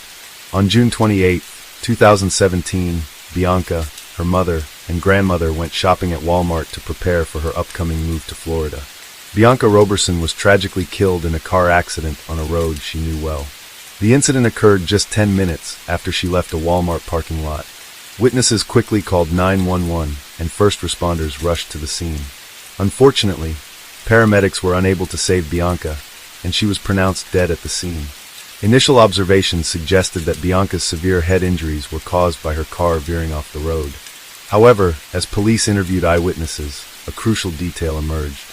A witness reported that Bianca's car had collided with a red pickup truck, which had fled the scene without stopping. As she drove home to meet her granddaughter, Bianca's grandmother was worried about the traffic and wondered if it might be related to Bianca. However, she had no idea that the cause of the traffic jam was actually a car crash involving Bianca. When she arrived home, she was met with devastating news. 2 police officers were waiting to inform her that Bianca had been killed in the accident. For Michelle, Bianca's mother, the news was almost too much to bear. Losing a child is every parent's worst nightmare. Michelle, a nurse from Delaware County, was still grieving the loss of her 22-year-old son, M.L. James Rowley, who had passed away from a heart condition in 2013. She had hoped that time would ease her pain, but instead, it had only intensified with the loss of her daughter.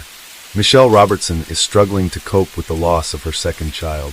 "I'm just existing," she said, feeling lost and without purpose. Her children were her reason for getting up in the morning, and now she feels like a mom without kids.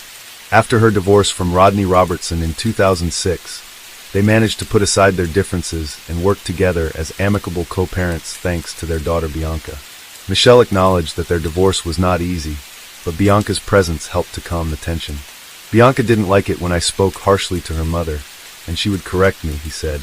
Bianca's love for her family, especially her father, brought them closer together. Rodney admitted that Bianca was his favorite, and her devotion to family was inspiring. Bianca's father proudly said that his daughter was one step closer to achieving her dream of becoming an FBI forensic specialist. Bianca was excited to be on her own, but her future career was her main focus. Her hard work had paid off, as she had received a 4-year merit scholarship to Jacksonville University, one of the 3 schools that had accepted her out of the 4 she had applied to. Bianca's father said she had also been accepted to Coastal Carolina and the University of Georgia. Investigators were seeking CCTV footage to confirm the initial belief that Bianca's car veered off the road after colliding with a red pickup truck. If this were the case, it would imply that Bianca's death was no accident, but rather a deliberate act that required the police to identify a perpetrator. However, the truth revealed during the investigation proved even more stunning. While awaiting the CCTV footage, a significant development in the case occurred. It was initially assumed that Bianca's death resulted from her car crashing and hitting her head. Yet, during the autopsy, forensic experts made a startling discovery. There was a bullet in Bianca's head. This revelation drastically altered the course of the investigation. What initially seemed like an accident, and later a collision with a red pickup truck, was revealed to be a death caused by a gunshot wound to the head. The autopsy report's findings prompted detectives to meet with Bianca's family, bringing devastating news that her death was no accident. This revelation sent shockwaves, especially for her mother, Michelle, who couldn't fathom why anyone would harm her daughter. Bianca had a close-knit relationship with those around her, and her family couldn't identify anyone who might have wished her harm. Desperate for answers, the Robertson family relied on investigators to identify the person responsible for Bianca's tragic death.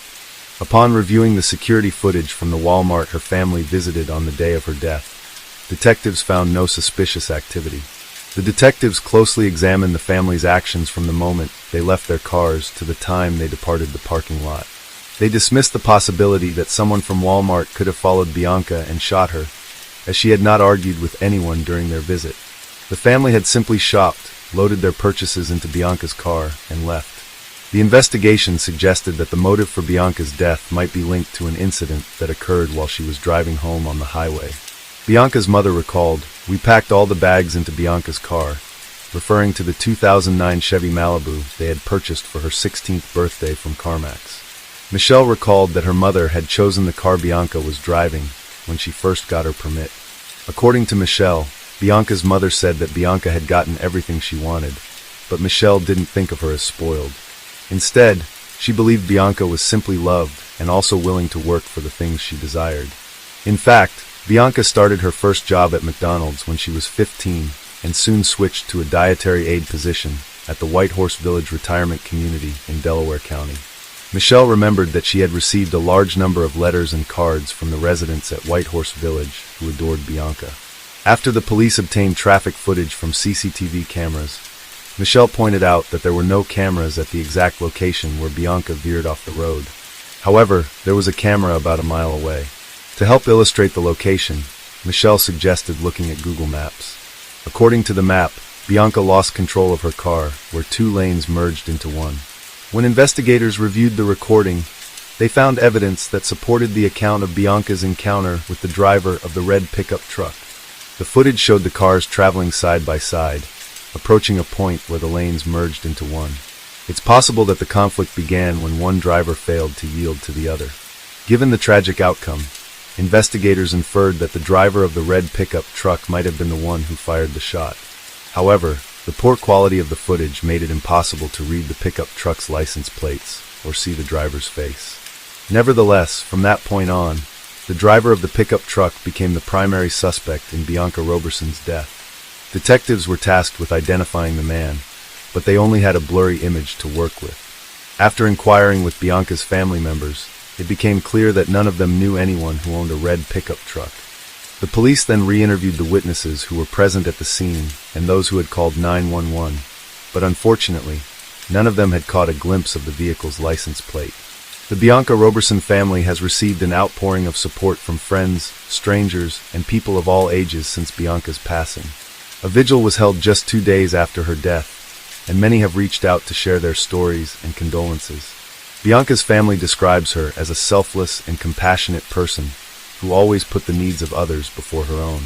According to her mother, Michelle, Bianca would often take in children who were in need, even if it meant sneaking them into their home without permission. When confronted about her actions, Bianca would simply say that she wanted to help others in the same way she would want someone to help her if she were in a similar situation. This kind of empathy and kindness was evident in many aspects of Bianca's life, including the time she witnessed a car accident and immediately asked her mother if they could stop to help.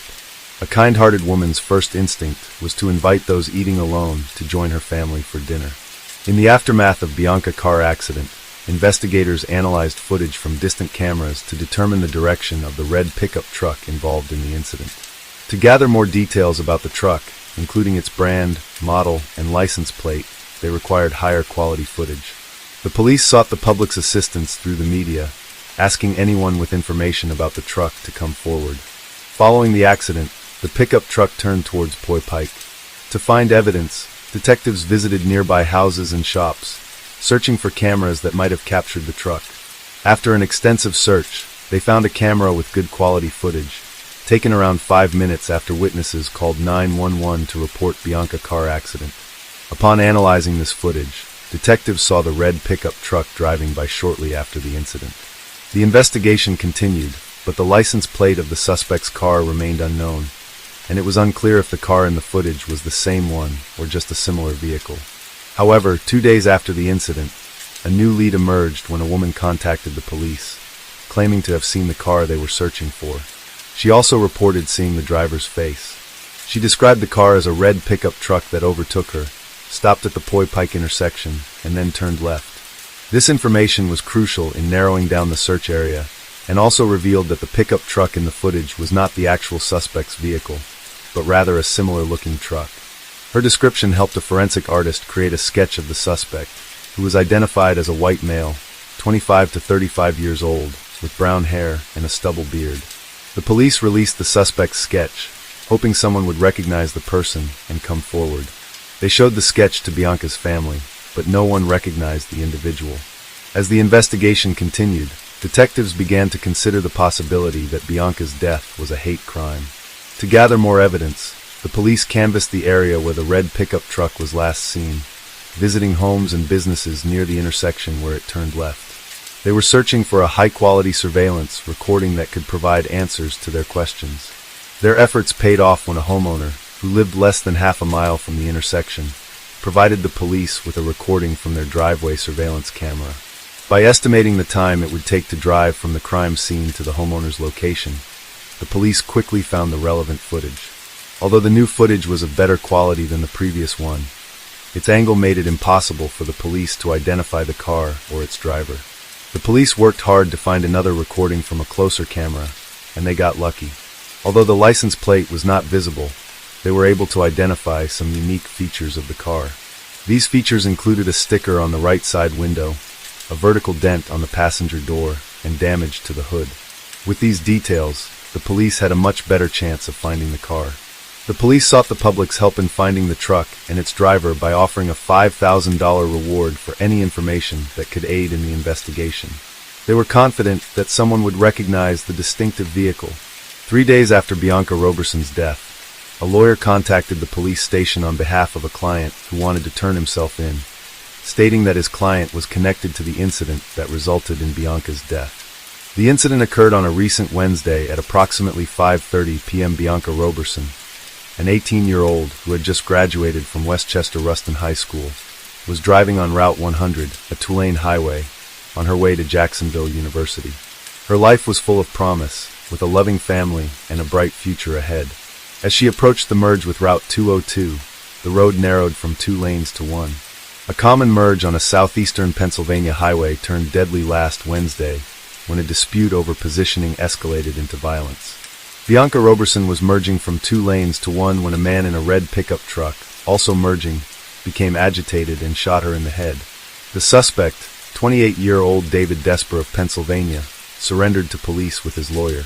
Although he refused to testify, he consented to a search of his home and revealed the location of his pickup truck. David was subsequently arrested and charged with Bianca Roberson's murder. The police tracked down the suspect's vehicle, a pickup truck, at a location David had previously mentioned. Unique features on the truck, such as stickers on the windows and damage to the body, made it unmistakably clear that it was the same truck involved in the crime. The investigators searched David's residence and found the firearm that was used to shoot and kill Bianca Roberson. Despite this major breakthrough in the case, the authorities remained baffled as to the killer's motivation. Over 800 loved ones and members of the community attended a heart-wrenching farewell ceremony at the St. Paul's Baptist Church in the suburban Westchester borough, which lies approximately 25 miles during the funeral service. Many people paid tribute to she, including her brothers, officials from her high school, the chief admissions officer from the university she was set to attend, and friends. In his eulogy, Pastor Wayne Croft Sr. drew a comparison between the shooter and 2 other infamous cases: George Zimmerman, who shot and killed Trayvon Martin, a black teenager, in Florida in 2012 and was acquitted of murder in 2013, and Michael Dunn, who shot and killed Jordan Davis, another black teenager, in Florida in 2012 after a dispute over music. Dunn was convicted and sentenced to life in prison plus 90 years. The pastor expressed the sentiment of the black community, stating that regardless of whether Bianca's murder was a result of road rage or racism, the fact remains that a brilliant young black woman's life was lost. During the trial in September 2018, David Desper was asked to explain his motive for committing the crime. Instead of providing an answer, he requested forgiveness from Bianca's family. For Bianca's parents, the thought of facing their daughter's alleged killer was daunting. To show their support and unity, Rodney had arranged for family members and friends to wear t-shirts with Bianca's face on the front as they gathered at the Chester County Government Services Center. The family of Bianca Roberson wore bracelets with a poignant message, "Bianca Roberson, a rose in God's garden." They also held a banner that read "Justice for Bianca Nicole Roberson," a reminder of the tragic event that took her life on June 28, 2017. Rodney, Bianca's father, expressed his uncertainty about how he would react when he saw the man responsible for his daughter's murder. "I don't know what I'll do when I see him," he said. "The man who held the gun that took my daughter's life, he just took her dreams away. He had no right to do that." Michelle, Bianca's mother, struggled to come to terms with the loss of her child. "I want to hold her, comfort her, and bring her back," she said through tears.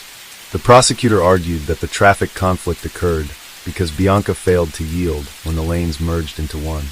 In response, David Desper rolled down the passenger side window and fired a shot. Realizing the severity of his actions, David Desper fled the scene, leaving his pickup truck with a friend in Pennsylvania, and attempted to escape to Delaware.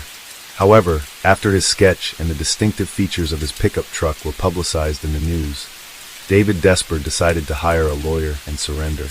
The police investigated his social media accounts and interviewed his friends, but found no evidence to suggest that the crime was motivated by bias.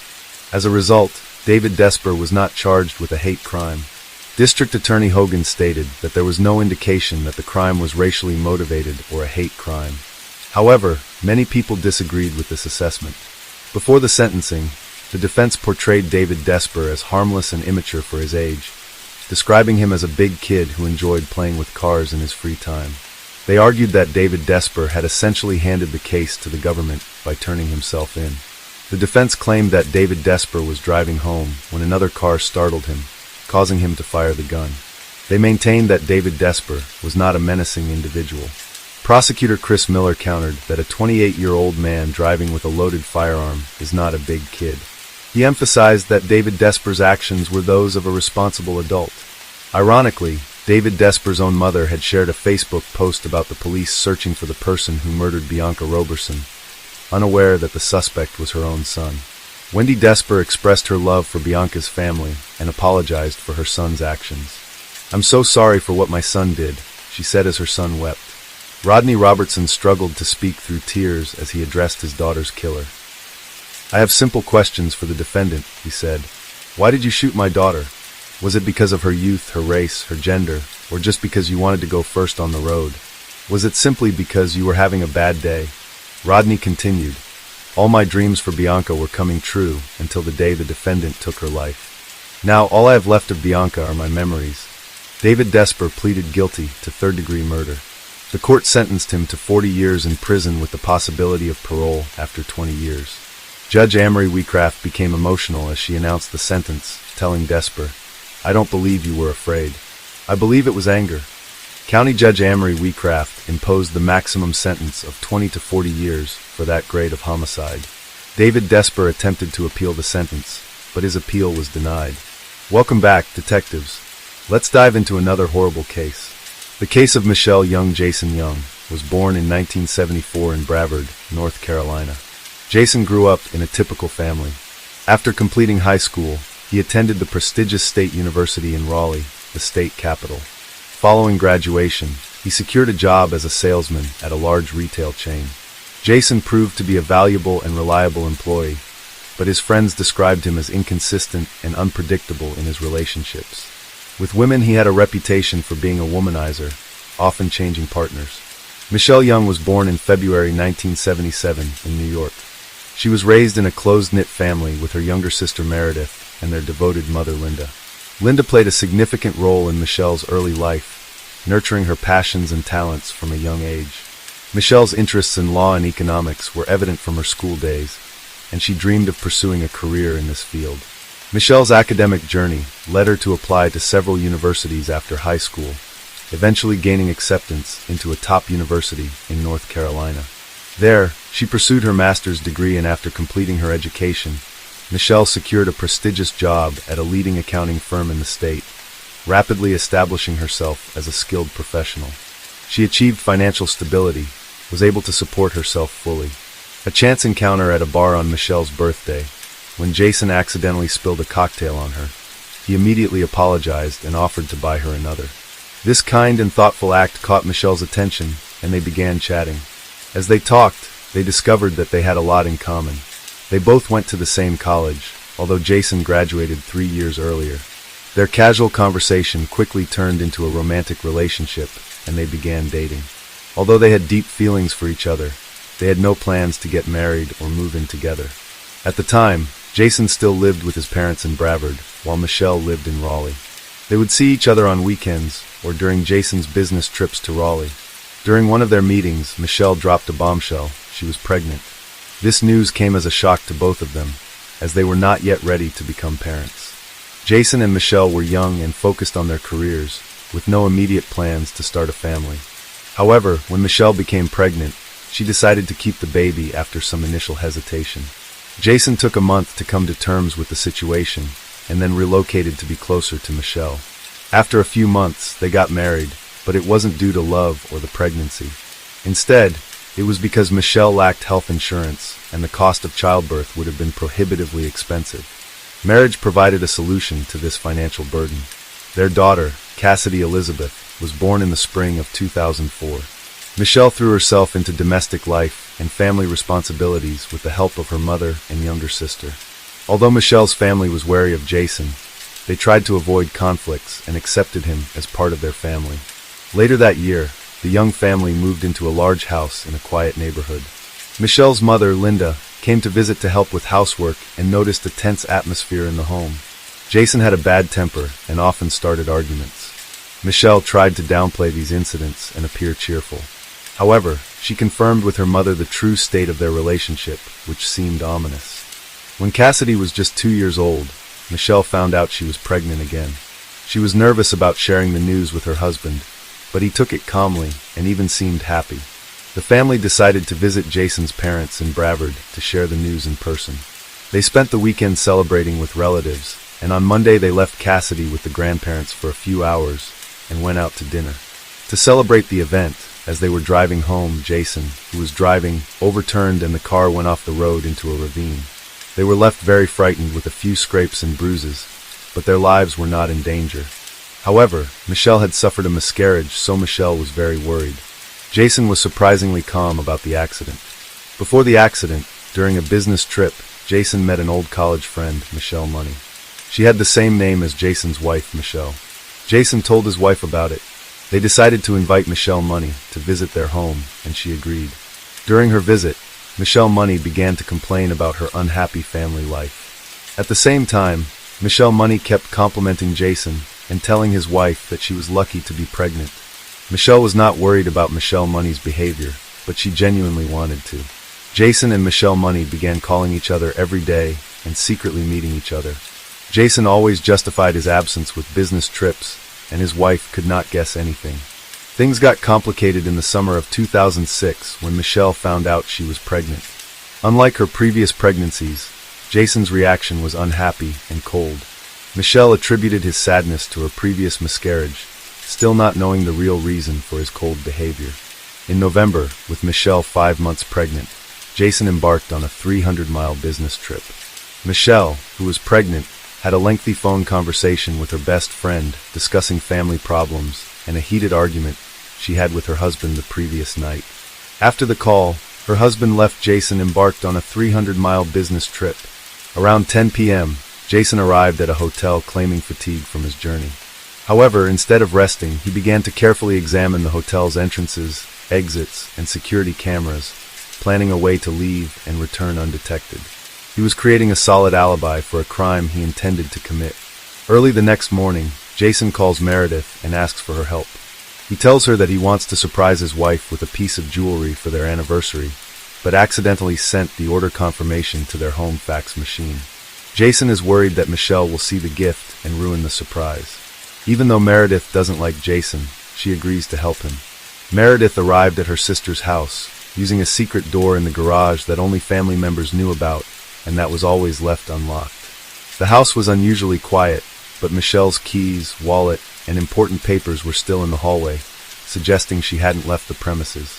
When Meredith went upstairs, she found the bedroom door wide open, but neither Michelle nor her daughter responded to her calls. When she entered the room, Meredith was met with a horrific scene. Michelle lay on the floor by the bed, her skull fractured and her body surrounded by a large pool of blood. The walls, furniture, and floor were all stained with blood, and tiny footprints were visible next to the body. Sadly, Michelle had been dead for hours. As Meredith rushed to call 911, she heard a faint noise coming from under the bed.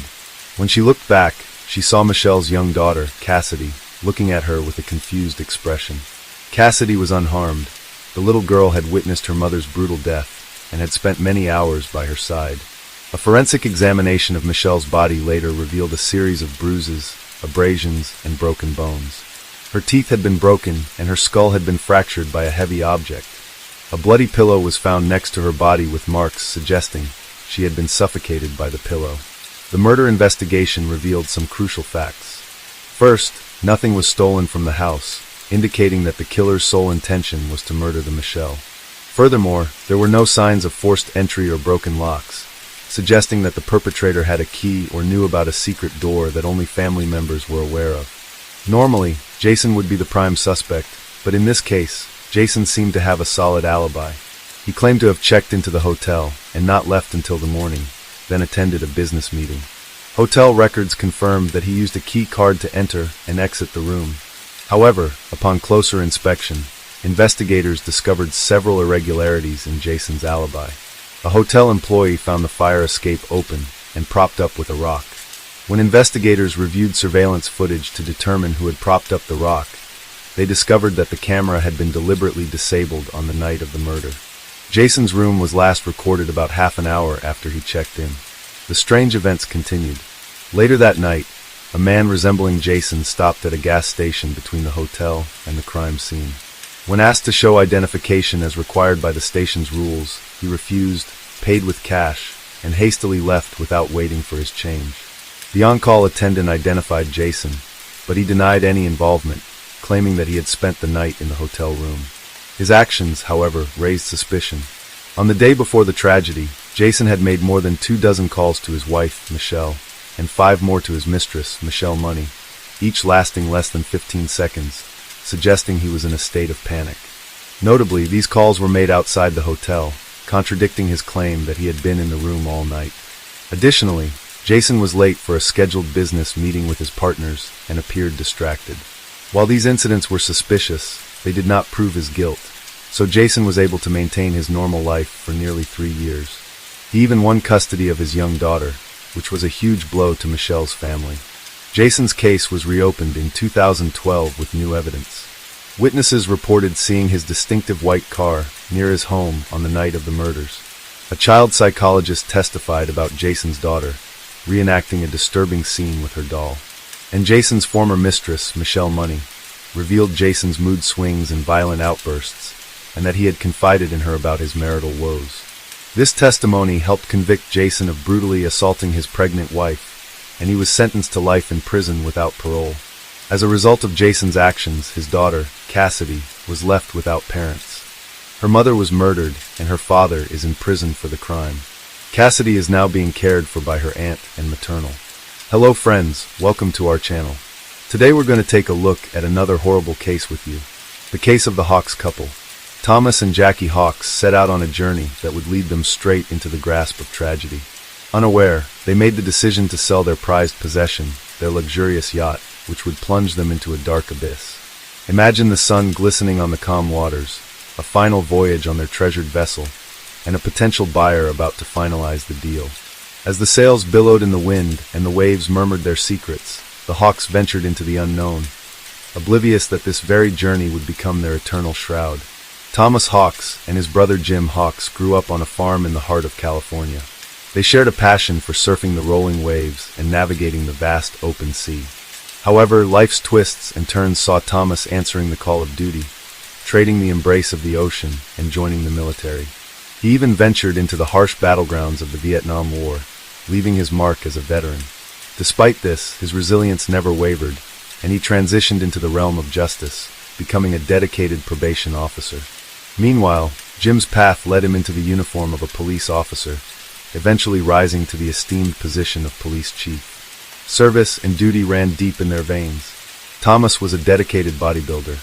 He had sculpted his body, a testament to his unwavering commitment to physical strength. His impressive physique was a symbol of his indomitable will. Life took its course, and Thomas married, bringing 2 sons, Ryan and Matthew, into the world. However, like the changing tides, the journey of their relationship faced unexpected turns, and they ultimately ended up divorcing. Thomas found himself in Prescott, Arizona, starting a new chapter in his life. His sons followed, drawn to their father in this new land. Then, in an unexpected but positive twist of fate, Thomas crossed paths with Jackie. They fell in love, and their hearts entwined, sparking a love that burned brighter than the Arizona sun. However, Jackie carried scars not of the heart, but of life's cruelty, as a past accident had left her unable to bear children of her own. Yet, her love knew no bounds, as she embraced Thomas's sons as her own flesh and blood. This couple had always faced life's demands, with unwavering determination.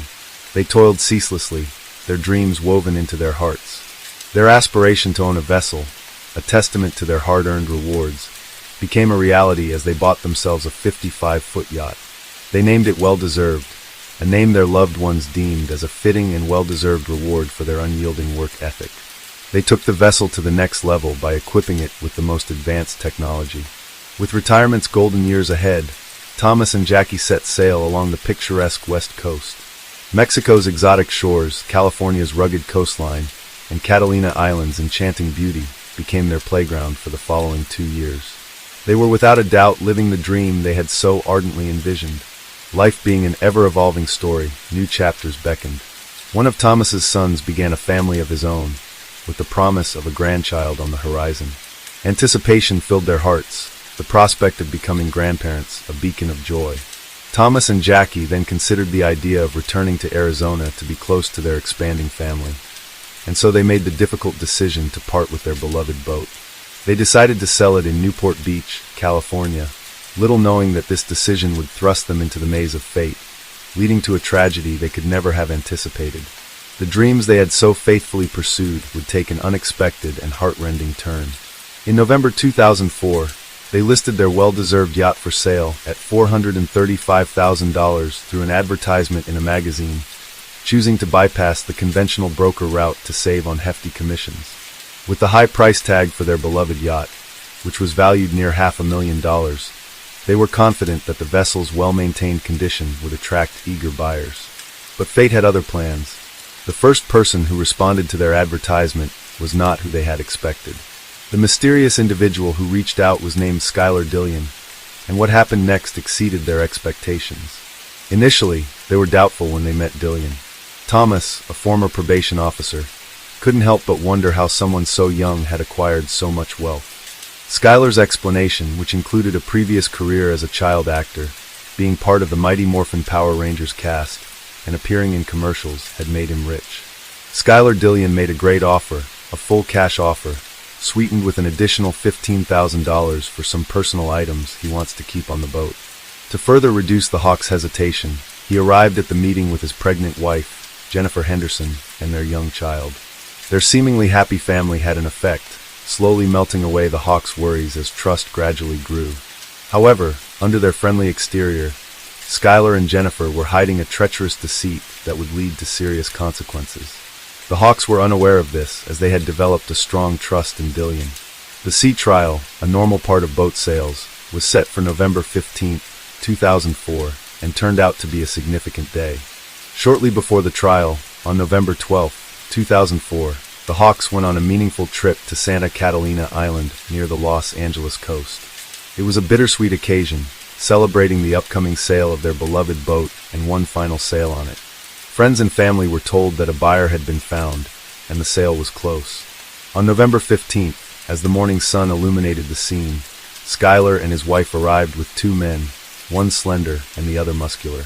The Hawks were surprised by the presence of these two individuals, sparking suspicions. However, Dillion quickly eased their concerns by stating that they were merely acquaintances. He clarified that the well-built man was his accountant.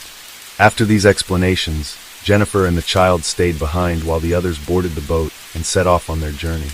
They slowly navigated into the vast open waters, leaving their familiar world behind. Little did they know, this voyage would be their last, mysteriously marking the final time anyone would see them.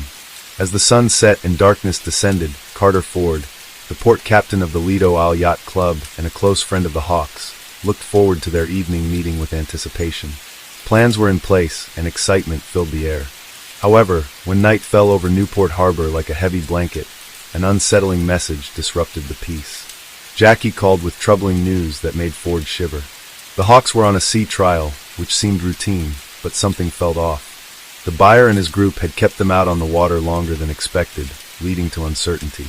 The Hawks promised to contact once they returned, and this was the last anyone heard from them. When the sun rose again, the yacht had returned to Newport Beach, but the couple was nowhere to be found. A puzzling mystery unfolded, as they seemed to have disappeared without a trace. Days passed with no word to their loved ones, their phones silent. To add to the mystery, Jackie's SUV was also missing, leading some to wonder if they had gone on a sudden road trip to enjoy their recent financial success, choosing to disconnect from the world as they celebrated. But the dark reality became clear. The Hawks were not on vacation. Something more sinister had happened to them, and it was only later that they realized this. A week passed, and the unusual silence from the Hawks sparked many questions and concerns. Their loved ones felt the weight of their absence, with a fear that something was wrong. The family turned to Carter Ford in desperation, asking him to go out to the well and investigate.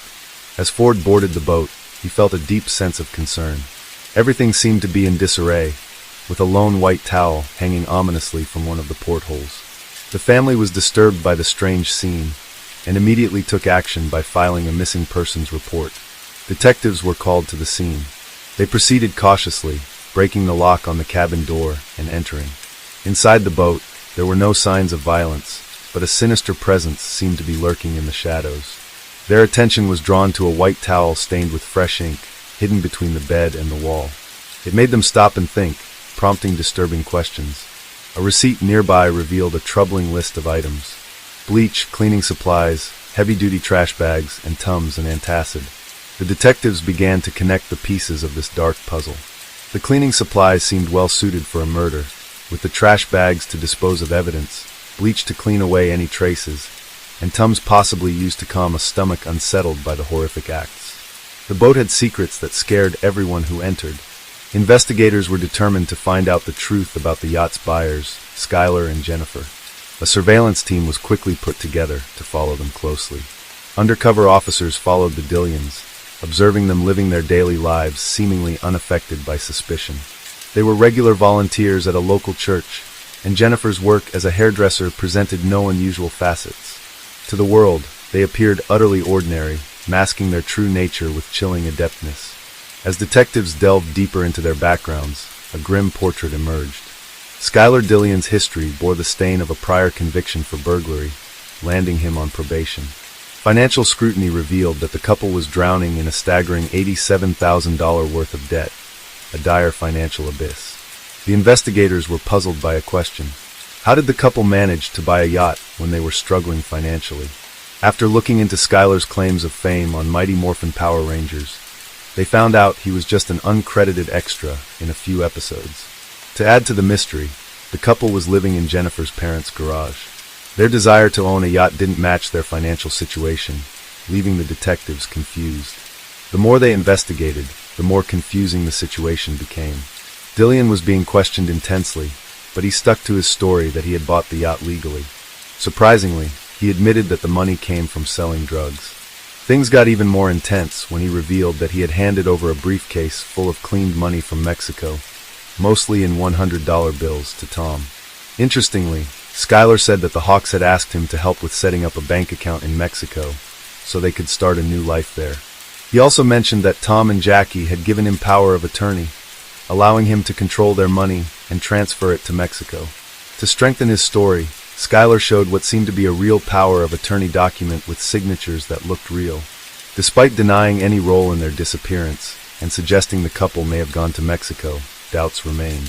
Cell phone records showed the Hawks. Phones were near the Mexican border the day after the sea trial with Skylar. Frustrated detectives went back to square one and refocused on the Hawks family, prioritizing the safety of the couple above all else. They sought answers by going to the national news, where a family member appeared on camera asking for help in finding the missing couple and their car. The mystery only grew deeper, capturing the world's attention with its twists and turns. An American citizen in Mexico called in, sparking action in the investigation. He had seen the car they were looking for on the news, and it was right in front of him. Authorities went to a house near Ensenada in Mexico and found the Hawks' car. Despite the Hawks being missing for over a month and the fear of something bad happening, there was hope that this could be them.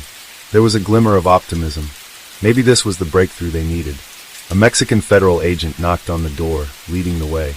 The names Skylar Dillion and Jennifer came up in the Spanish conversation. The man at the door had a chilling connection. He was an old surfing buddy of Skylar. He casually mentioned that Skylar had given him the car, and then Jennifer, his pregnant wife, had driven him back to the U.S. The detectives quickly collected samples from inside the car and found Skylar's DNA on a heater knob, a significant piece of evidence. This discovery led to suspicions of foul play. The investigators believed that Skylar and Jennifer may have vital information or knowledge of the events, but concrete proof was still needed. A new development occurred when the detectives looked into a suspicious power of attorney. Theory that Tom and Jackie allowed strangers access to their accounts raised concerns. However, the notary, Kathleen Harris, supported Skylar's story, claiming she had witnessed the Hawks signing the papers and confirming their identities with fingerprints. While this aligned with Skylar's account, the detectives decided to investigate further. They asked Harris to describe Tom and Jackie Hawks. While she accurately described Tom, her portrayal of Jackie raised suspicion.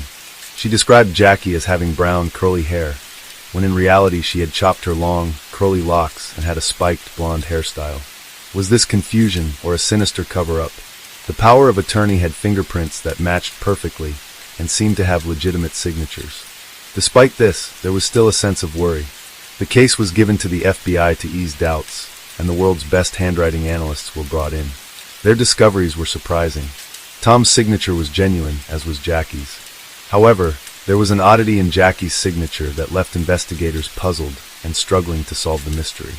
Armed with the unsettling revelation, the investigators received a tip that Skylar was going to flee. He had asked his probation officer for permission to leave the country, which helped the quick-thinking detectives quickly catch him for money laundering, the crime he had confessed to earlier.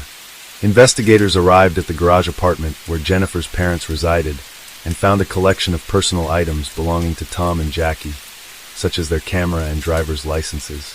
Upon inspecting Jackie's driver's license photo, they were surprised to see a striking resemblance to the notary's description, raising further suspicions about her involvement and the legitimacy of her actions.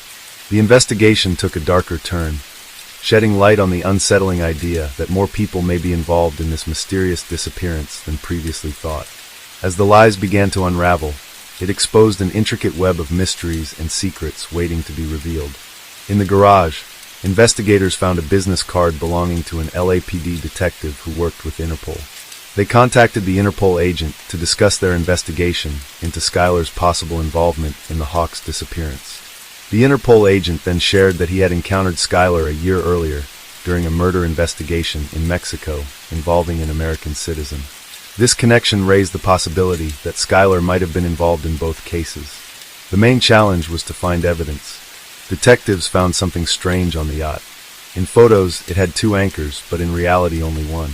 Their suspicions grew as they realized the discrepancy. A chilling theory started to form. Detectives linked anchor absence on yacht to couple's disappearance due to Skylar's ruse concealing sinister plot to steal prized possession. Needed undeniable proof. The net was tightening. Jennifer's actions revealed her involvement in the plot. Her effort to drain Hawk's account was evidence of her awareness of the situation, despite not being on the boat. But at a crucial moment, detectives identified a name in the power of attorney papers, a name that would shift the course in solving this puzzling case.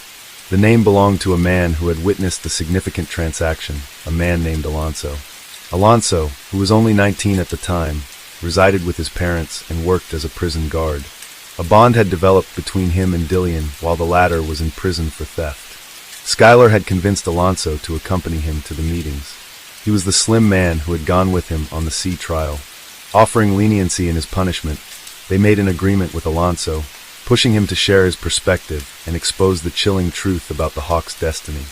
As the tape recorder started playing, Alonso began to tell a frightening story. He revealed details about a man named John Fitzgerald Kennedy, who was introduced as an accountant by Skylar. However, Kennedy was not an ordinary man. He was actually a notorious gang member and former convict known as John F. Kennedy. Alonso explained how they had planned a dangerous scheme that would bring disaster to the Hawks. Their evil plan involved kidnapping a couple and taking them out to sea to throw them overboard. The frightening story began when John F. Kennedy pretended to be seasick and went below deck. Thomas, concerned for him, went down to check on him and fell into their trap. Skylar followed, and together they attacked Thomas. Amidst the chaos, Jackie asked worried questions. Alonso grabbed her, used a taser to immobilize her, handcuffed her, and took her to another part of the boat. Both Thomas and Jackie found themselves helpless, with their eyes and mouths taped shut. In those harrowing moments, as Jackie struggled to scream through her gag with tears of desperation flowing, Thomas offered a small gesture of solace. Handcuffed together, he tenderly stroked her hand with his fingers, a silent attempt to comfort her in the face of the grim fate that awaited them in the merciless hands of their captors. The grim saga continued as they were taken into the kitchen area, where the power of attorney awaited their reluctant signatures. The chilling ultimatum hung in the air like a death knell: cooperate, and perhaps they would be spared, or resist, and death would be their fate. The boat steered into the haunting depths of the ocean near Catalina Island, a place once filled with cherished memories for Tom and Jackie. On the deck of the vessel, they were bound together with a rope, a ghastly prelude to the impending horror.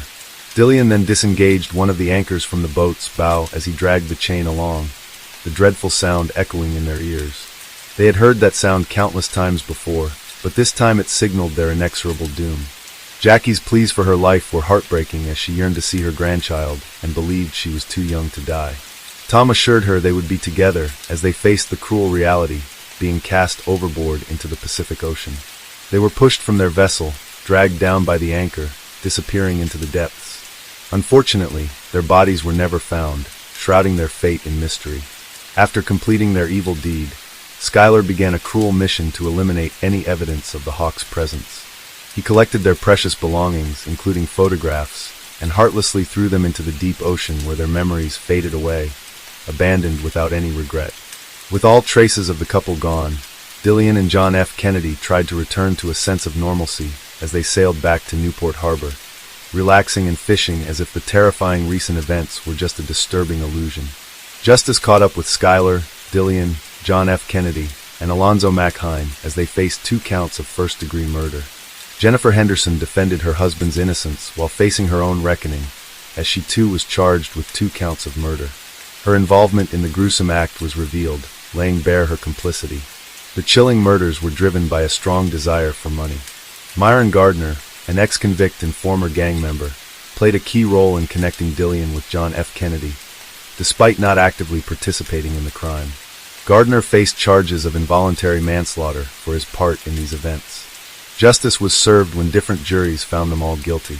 Jennifer Henderson was sentenced to 2 life terms in October 2007 without the chance of parole. John Fitzgerald Kennedy received a death sentence on May 1, 2009, and was placed on death row in San Quentin State Prison. Alonzo McHine testified against the others, pleaded guilty, and received a lighter sentence on June 15, 2009, 20 years and 4 months in prison with the chance of parole in September 2021. In March 2009, Myron Gardner's life changed after spending 4 years in prison. He decided to plead guilty to being an accessory after the crime, which led to the dismissal of the murder charges against him. Meanwhile, Skylar Dillian, also in jail, faced more accusations.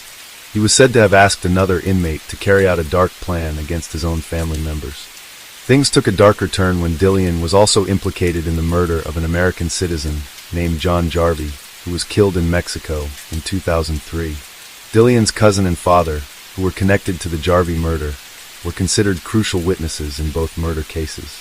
On September 22nd, jury selection began for the trial of Skylar Dillian. Dillian was tried for the murders of Thomas and Jackie Hawks, as well as John Jarvie. The verdict was given on April 10, 2009, with Dillian receiving a death sentence from Judge Frank Feisel in Orange County Superior Court. He was sent to death row at San Quentin State Prison. Before Skylar Dillian was sent to prison, a troubling discovery was made. While incarcerated on March 13, 2008, he performed a disturbing act by partially cutting his own male private part with a razor blade as he wished to remove it. After receiving immediate medical attention, he was taken back to his cell the next day. In an interview, Dillian admitted that his reason for this extreme self-injury was a strong desire to transition to a woman. He had already changed his name from John Julius Jacobson to Skylar Dillian, choosing a gender-neutral name to represent his identity. Defense lawyers claimed that Dillian's need for money to pay for sex reassignment surgery was the hidden reason for the murders of the Hawks. However, it is important to understand that this motive does not justify the terrible crimes he committed. In 2019, Dillian's gender was legally changed to female, and she is now known as Skylar Precio Sir Dillian. The Hawks family holds dear the lasting memory of Thomas and Jackie, always engraved in their hearts. These lively individuals, recognized for their adventurous nature, embodied goodness and genuineness. Their destiny took a harsh turn, and even though they have passed away, their spirits persist, shining a timeless light on our recollections. May they rest in eternal peace in paradise. Hello friends, welcome to our channel. Today we're going to take a look at another horrible case with you, the case of Lorena Bobbitt. It's said that a humiliated and insulted woman is capable of anything, with the most terrifying in this list being revenge. Cruel, ingenious, and sometimes unpredictable. Much in this regard depends on the lady's level of sanity, but one must not overlook the depth of her hurt. This destructive emotion can be carefully hidden within a woman for years, but if it erupts, it will sweep away everything in its path. The story of the Bobbitt spouses in the early 90s shook the world, and their surname became a byword, spawning the verb to bobbit, which means to cut or to chop. This case drew heightened public attention, not just to the issues of domestic violence, but also to such a delicate subject as marital assault, which many try to sidestep. Lorena Leonore Bobbitt was born on May 15, 1970, in the town of Bucuri, located in eastern Ecuador near the province of Chimborazo. She was the youngest child in a simple and very modest family. When she was in elementary school, her family moved to Venezuela and settled in Caracas. Lorena grew up quite clever. She performed well in school, was diligent and goal-oriented. In her teenage years, she lost her father, and her relationship with her mother, Elvia Gallo, was quite strained. As soon as she graduated from school, she decided to move to the United States to live with her cousin, Jana Basutti. Her relative gladly took her in and helped her with the paperwork for a student visa. However, she was a very conservative woman, so Lorena, living in her house, had to abide by a strict set of rules, just like Jana's own children, and also take on some of the household duties. Despite everything, the young woman decided to stay in the U.S. as she realized that it offered her far more opportunities than Latin America. She had long been attracted to the beauty industry, so Gallo decided to train as a manicurist. Moreover, Basutti owned her own beauty salon, located in the city center, had extensive experience in the field, and was eager to help her niece learn the profession by allowing her to observe the work of the specialists and practice on her own. Later, her aunt arranged for her to work part-time in her salon. About 8 months after she moved to the new country, the young woman had settled in, enrolled in college, and was working as a manicurist in her relative's salon while gradually saving money. In September 1988, Lorena was preparing to go to a party with several of her friends. Her aunt gave her strict instructions on how to behave and what time she needed to be home, and she promised that everything would be fine. The modest young beauty was nervous, as it was her first time preparing to go to a nightlife establishment late at night. She chose a relatively modest outfit, unlike her friends, applied makeup, and styled her hair fashionably. Upon arriving at the nightclub, she was struck by the carefree and festive atmosphere. Inside, the venue was filled with young people dancing, having fun, and socializing, and Lorena couldn't help but think that such a place might be where she could meet the man of her dreams. This thought proved to be prophetic. A few minutes later, she noticed a very attractive young man intently looking at her and smiling. He waved at her, and she waved back. Then the young man approached her and introduced himself. He was John Bobbitt, and he could not take his eyes off the young beauty with the quite exotic appearance. The guy was handsome, tall, and charismatic. He cracked jokes and skillfully paid compliments, so she couldn't resist his charm. They spent the evening dancing and chatting, and afterwards the new acquaintance walked Lorena to her aunt's home. As they said goodbye, he asked for her home phone number and promised to call soon. John Wayne Bobbitt was born on March 24, 1967, in Buffalo in the northwestern part of New York State. He was the youngest of 3 children in his family. At the age of 3, the boy lost his father, who tragically died, and his mother, unable to cope with the shock, ended up in a psychiatric clinic after a serious nervous breakdown. All 3 children were taken into the care of their religious aunt and uncle, who wanted to help their relatives in this difficult situation. The boy was still very young at the time, but the events that occurred undoubtedly left a mark on his life. The aunt and uncle raised the children with strictness in accordance with religious canons. They all attended church every Sunday and engaged in charity work, trying to help those around them. John was not an outstanding student, but overall he did fairly well in school. As a teenager, he decided to pursue a future in military service. After undergoing the necessary training and special preparation at a military academy, the young man joined the ranks of the Marines, where he proved himself as a brave, disciplined, and determined young man. However, after a few years, the strict regime and the need to obey in the army began to weigh on him. After leaving the service with some military experience and skills, he was hired as a security guard at one of the city's popular establishments, but he later changed jobs frequently, not staying long at any. The day after they met, John, as promised, called Lorena to ask her out on a date. The young couple simply walked through the park, engaging in easy conversation about various topics, and John made it clear that he wanted to continue their relationship. Lorena was not opposed to this, but according to the rules set by her aunt, she had to introduce her boyfriend to her before they could start a serious relationship. John accepted all the conditions, and on the appointed day, he came to dinner at the home of his beloved's relative. Bobbitt was very sweet, courteous, and considerate, yet he made an effort to appear serious. He managed to make a good impression on the strict janitor, and after a serious one-on-one conversation with the young man, the woman allowed her niece to continue seeing John. 6 months after the start of their romantic relationship, the suitor proposed to Lorena, and she accepted.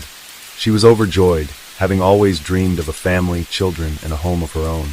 The couple began preparing for the most important event of their lives, and in June 1989, shortly after Gallo turned 19, they made their union official. The wedding celebration was quite modest, as the young couple did not have the money for a lavish ceremony, and they chose to spend their savings on a honeymoon by the warm ocean coast. They were happy, but the only shadow over the celebration was the absence of the bride and groom's parents. Instead, their aunts and uncles came to share the joyous moment with them. After the wedding and a delightful honeymoon, the couple moved to Virginia and settled in a quiet and cozy area of the city called Manassas. The first few months of their life together were like a real fairy tale. They enjoyed each other's company, showing mutual tenderness, care, and love. But as the new year of 1990 approached, the situation began to change for the worse. At first, Lorena tried not to pay much attention to some of her young husband's remarks and rudeness, thinking it was just a so-called adjustment period. But one day, when she served cooled soup for dinner, her husband simply threw the plate on the floor and then started yelling at his wife, insulting her and calling her a terrible homemaker. She tried to argue, pointing out that John Wong, he closely monitored where she went and who she spoke to. At home, she had to follow the rules he set, and intimacy between them occurred only when John wanted it, regardless of Lena's wishes. The poor girl couldn't share her problems with anyone, as she found the situation shameful and humiliating. On June 22, 1993, John, along with his longtime military buddy, decided to go out to an entertainment venue. The men partied and drank until late at night, while Lorena was at home alone. She did not wait up for her husband, and went to the bedroom around midnight, soon falling asleep. Around 3 in the morning, a drunk and aroused John returned home. He didn't waste any time and ripped the shirt off his sleeping wife. Lorena hardly understood what was happening when her husband forcefully took advantage of her. She begged him to stop and not to do this, crying, but he was completely indifferent to her pleas and tears. After it was over, John simply collapsed next to her and fell asleep. Lorena, trembling and sobbing, made her way to the kitchen. She poured herself some water and took a few sips to calm down. But then her gaze fell on a stand with large, sharp kitchen knives.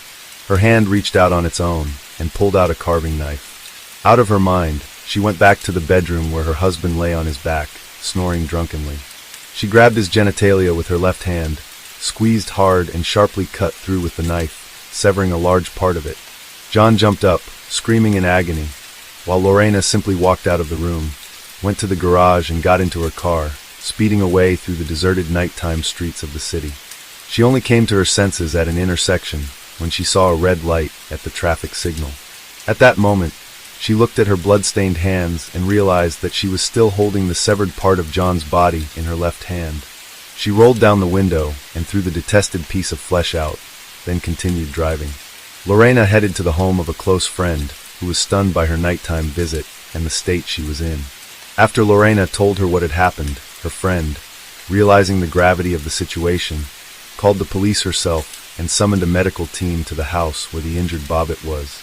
Precision surgery was required. Throughout this ordeal, John was desperately trying to stop the bleeding by pressing a sheet against his wound. Notably, the groin vein is a major vessel, and its injury nearly always results in death from blood loss. However, John was somewhat fortunate, if one could say that, because a clot had formed, significantly slowing the blood loss. The responding medics arrived in time to transport him to the nearest hospital, where he received immediate medical attention. The question then arose about the whereabouts of the severed part of his genitalia, as it was still possible to reattach it to its original place with restoration of its initial physiological functions.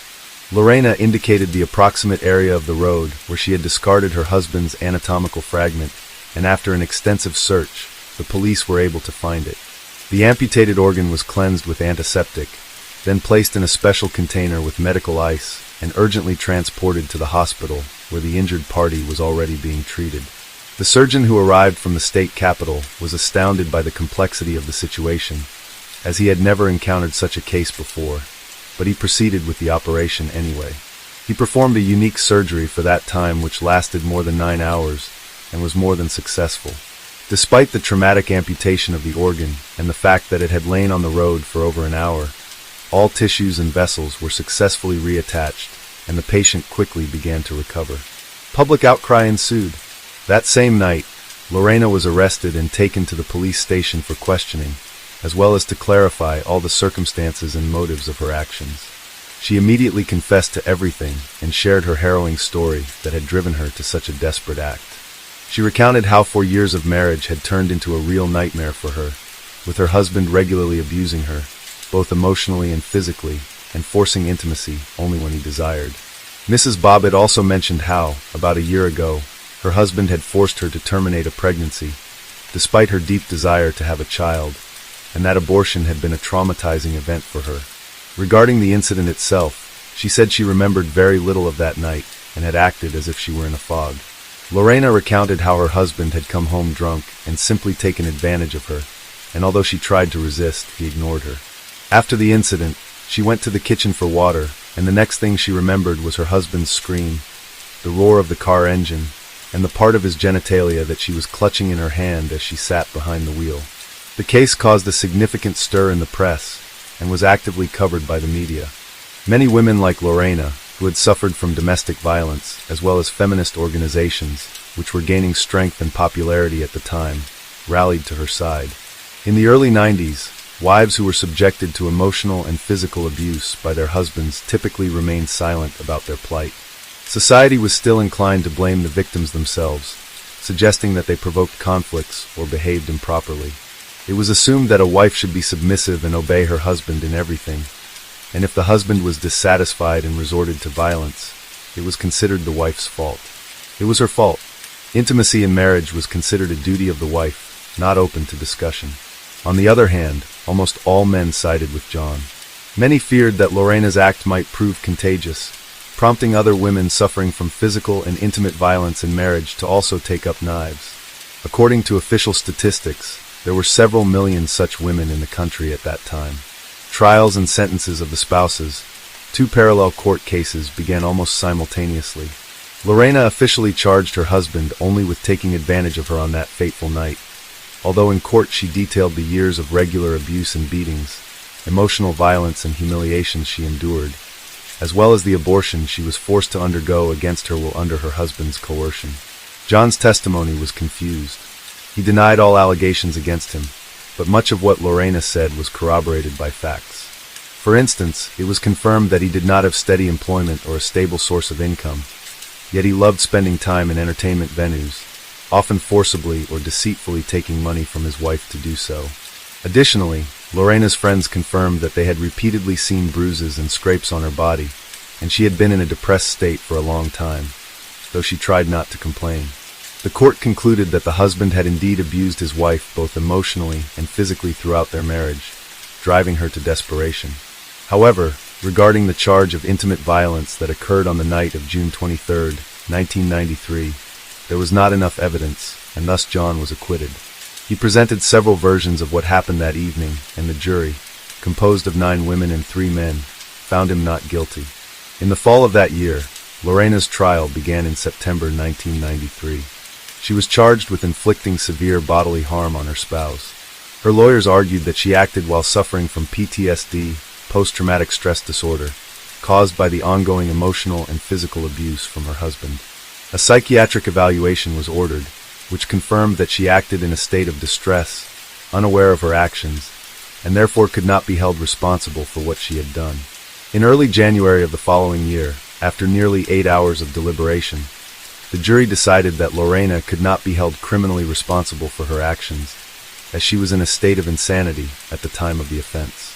However, she was required to undergo a 6-week treatment program at a specialized clinic, after which she was able to return to her previous life. The spouses officially divorced only in 1995, after which Lorena reverted to her maiden name. What became of John later? John remained indignant for a long time that his wife faced no punishment for her actions. He decided to fully capitalize on his sudden notoriety, aiming to extract as much money as possible from such scandalous fame. John founded his own music band called Severed Parts, but the group was short-lived as it failed to garner any public interest. When offered a substantial fee to star in adult films in the late 90s, he did not hesitate to accept. Thus, he appeared in explicit films titled Frankenpenis, a play on Frankenstein, and John Wayne Bobbitt Uncut. John acted in several more films of a similar genre, but interest in him and his reattached organ quickly waned. For a long time, John was eager to appear on various talk shows and gave interviews extensively, but over the years, such offers became less frequent, and the story gradually faded from memory. John then found work as a bartender in an entertainment venue in Las Vegas, and by his 50s, he was struggling to make ends meet by taking jobs as a mover, driver, and pizza delivery man. In 1999, he received a suspended sentence for theft. Regarding his personal life during the high-profile court case that the entire country followed, journalists discovered that Bobbitt had an illegitimate son named Andrew, born in 1992 to one of his lovers, Beatrice Williams. In 1994, John was brought to trial for assaulting his new girlfriend, Christina Elliott, who worked as a dancer in a nightclub. He spent 15 days in jail for this and received probation. In the early 2000s, John was arrested 3 times for assaulting his then-wife, Joanna Farrell. This time, he was imprisoned for a year for violating his probation. They officially divorced in 2004. What happened to Lorena? Unlike her former husband, Lorena did not take pride in her scandalous notoriety and tried to stay out of the limelight. In 1996, she decided to return to her native Ecuador, where her mother, Elia, was living at the time. However, just 6 months later, Lorena made the news again when her mother accused her of assault. The conflict was resolved without going to court, and the women continued to live together. A year later, Lorena returned to the USA, where she opened her own small beauty salon in Washington. In 2007, she founded a foundation called Lena's Red Wagon, which focused on helping women who had suffered from domestic violence. Soon after, Lorena agreed to give an interview for the first time in a long time and appeared on CBS News Morning Show, where she discussed her life post-incident. She also appeared on the popular Oprah Winfrey talk show in the mid-2000s. Lorena remarried, and her new husband was a man named Dave Bellinger, with whom she had a daughter in 2006. She preferred not to recall her marriage to Bob at all, and claimed she did not follow his life after their divorce. In 2009, nearly 15 years after their sensational legal battles had ended, the former spouses met face-to-face for the first time on the show Insider. John apologized to Lorena for the way he had treated her during their marriage, and declared that he still loved her despite everything. Lorena was visibly moved by his words and confirmed that every year on Valentine's Day, her ex-husband still sends her flowers and cards. On the morning of May 25, 2013, Marshall University was celebrating the graduation of a new cadre of professionals. Mark and Joanna McDermott were supposed to be among the parents witnessing their children receive their diplomas. However, their day took an unexpected turn. This is the of Mark McDermott, a model family man who faced betrayal by someone he considered and raised as his own son for nearly 20 years. Mark McDermott was born in the early 1960s in Australia. Little is known about his upbringing and personal life. What is known is that Mark was the eldest of 5 siblings. His father, Bruce McDermott, as well as 2 younger sisters, Tracy and Nicole, with Nicole being the youngest, are his only known relatives. Close acquaintances have described Mark as not only a successful businessman, but also a kind and responsive individual. Nicole portrayed her older brother as a wonderful person who could never deliberately cause harm to anyone. Very little information is available about Mark's life, including his adult years. At some point, Mark traveled to the southern United States. The circumstances and reasons for this journey remain unknown. It was during this time in the U.S. that he met Joanna Dunn, a single mother with a 4-year-old child. Even less information exists about Joanna's life. Most accounts come from her own narratives. However, the words she shared publicly were almost entirely dedicated to her son, who is also central to this story, Donald Wayne Dunn. Donald Wayne Dunn was born in the early 1990s in West Virginia, where he lived his entire life with his mother's family. His grandparents played a significant role in his upbringing, since they cared for him most of the time. The reason Joanna, a working single mother, entrusted much of Donald's upbringing to her parents was that she found it challenging to raise a child alone. Even when they managed to spend time together, Joanna often turned to video games and television to entertain Donald.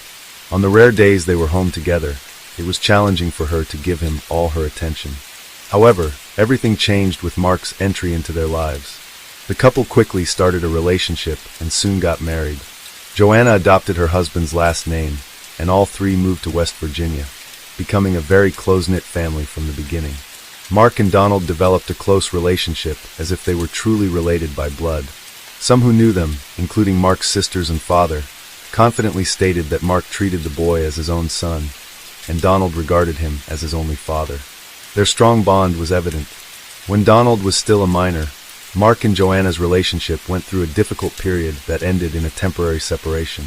Despite Mark living alone for some time, Donald insisted on residing with him rather than his mother. During those months, the family faced another challenging period when Joanna was diagnosed with cancer.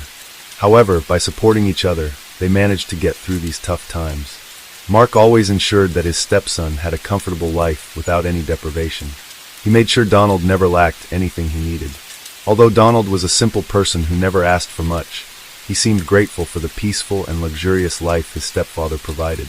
In 2008, when Donald graduated from high school, Mark took on the financial responsibility for his higher education at Rio Inouye Community College, where he studied for 2 years.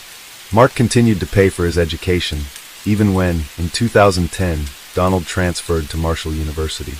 Despite living with his girlfriend, with whom he had been in a relationship since he was 15, and her family, he always enjoyed unconditional support from Mark and Joanna. It's noteworthy that their financial assistance wasn't limited to just tuition fees. They also covered expenses for clothing, car insurance, and paid for his living and food expenses. Donald only had to focus on his studies. A responsible and dedicated young man who strictly followed his daily routine and often canceled or declined plans with loved ones due to study commitments or practical work requirements for upcoming exams. During his 5 years of university education, he maintained this lifestyle, aiming to graduate on time without falling behind in any semester. Saturday, May 25, 2013, was to be a significant day for him as he was scheduled to receive his diploma. However, what was meant to be a special for celebration turned into a deeply distressing moment that would forever alter his life. As the Meckett family prepared for Donald's graduation ceremony, an emergency call was made to 911 from their home. "What is your name?" "Joanna McDermott." "I shot my husband." "Okay, is he breathing?" "No." "Was it an accident?" "No, we were fighting." "You were fighting?" Yes, it was supposed to be a happy day. It's his graduation. Your child's graduation? Yes. Is your child okay? Will the police be coming too? Yes. Authorities promptly headed to the McDermott residence. Sergeant Greg Kean of the Raleigh County Sheriff's Office was one of the first law enforcement officers to arrive at the scene. Upon arrival, he found Joanna in a state of severe shock. Moving further into the house, he saw Mark lying lifelessly on the couch in the living room. It appeared he had been reading a book at the time of his death. At first glance, Mark had 2 gunshot wounds to the head. When investigators moved the body, they discovered a 3rd wound in the back of his shoulder. The medical examiner at the scene confirmed that although the cause of death was indeed due to head wounds, death was likely not instantaneous. The amount of blood at the scene indicated that Mark's prolonged survival led to significant blood loss. According to initial reports on the incident, Donald had been preparing for his significant day, and noise from the shower drowned out the sound of gunshots. Consequently, he did not realize Joanna had shot his stepfather until he exited the bathroom and found Mark's body in the living room. "All right, how old is your husband?" "My husband is 54. "And you were just fighting?" "Yes." "All right, did you shoot him in the side?" "No, in the head." "In the head?" "Yes." "Okay, try not to touch anything. My son is in the bathroom. I need to attempt to go downstairs so he can assist me." "How old is your son?" "He is 23. "Does he know what has happened?" "He doesn't know. He's downstairs for his graduation." The pistol was lying on the dining table next to a letter, presumably written by Joanna and addressed to Donald. In it, the distressed woman explained to her son that her marriage had become intolerable and that she could not stay in a relationship with someone she no longer loved. She also apologized for leaving his life without seeing him grow into a man. At that moment, Joanna and Donald were taken in separate cars to the Raleigh County Sheriff's Office, where an officer was to take their statements. Since Joanna called emergency services, the case appeared to be another instance of domestic violence with a tragic conclusion. In her conversation with the operator, Joanna claimed that she and Mark had argued, and in a fit of rage without realizing her actions, she shot him in the head with her pistol. This narrative surprised the officers who took her for questioning, because she then made a confession that completely overturned her initial story and thus changed the entire course of the investigation. When the doors of the police car closed, Joanna revealed that it was not she who ended Mark's life, but her son Donald. However, this revelation was not all. The story turned out to be far more intricate than what investigators had assumed. Once in the interrogation room, Joanna recounted to Captain James Barr of Raleigh County Sheriff's Office the sequence of events that took place on May 25, 2013. She mentioned that her son's graduation was scheduled for earlier in the day. In the morning, she left home to run some errands and buy groceries. Upon returning home, and as she was about to get out of her car, Donald approached her and asked her to close her eyes, follow him into the house. He had a surprise for her. Trusting her son had prepared something special, she blindly followed him into the dining room where he suggested she sit down. At that moment, Joanna heard a distinctive click. When she finally turned to look at Donald, she found herself face to face with the barrel her own pistol in his hands. The gun did not fire. Joanna, completely frightened, managed to grab it and wrest it from her son's hands. She overcame her panic, which allowed her to think clearly and devise a plan of action to save herself from becoming Donald's second victim. Seeing Mark's lifeless body, she quickly told Donald that she was going to call emergency services and take the blame for the crime. Although the young man initially seemed to doubt her plan, he eventually agreed. During the interrogation, Joanna explained that she decided to call emergency services to protect herself from her own son. She understood that by confessing to a crime she did not commit, she would end up behind bars. Joanna added that she was sure that if she didn't do this, Donald would try to end her life. She also confessed that in the 23 years she had been his mother, she never thought he would point a gun at her head and pull the trigger. The gun used by Donald belonged to Joanna. She explained that it did not fire, probably because she had pulled the slide back far enough on the semi-automatic weapon, which prevents a normal shot. Captain Barr explained that Joanna's story seemed entirely logical to him, because from the first moment he saw Donald, he had a feeling something was off. He noted that considering the severity of the situation, the 23-year-old young man appeared unusually calm and always maintained a neutral facial expression. For this reason, he ordered Donald be placed in a separate interrogation room away from his mother from the beginning of the interrogation. Donald denied any involvement in his stepfather's death. His facade, however, quickly crumbled when he was told of Joanna's statements.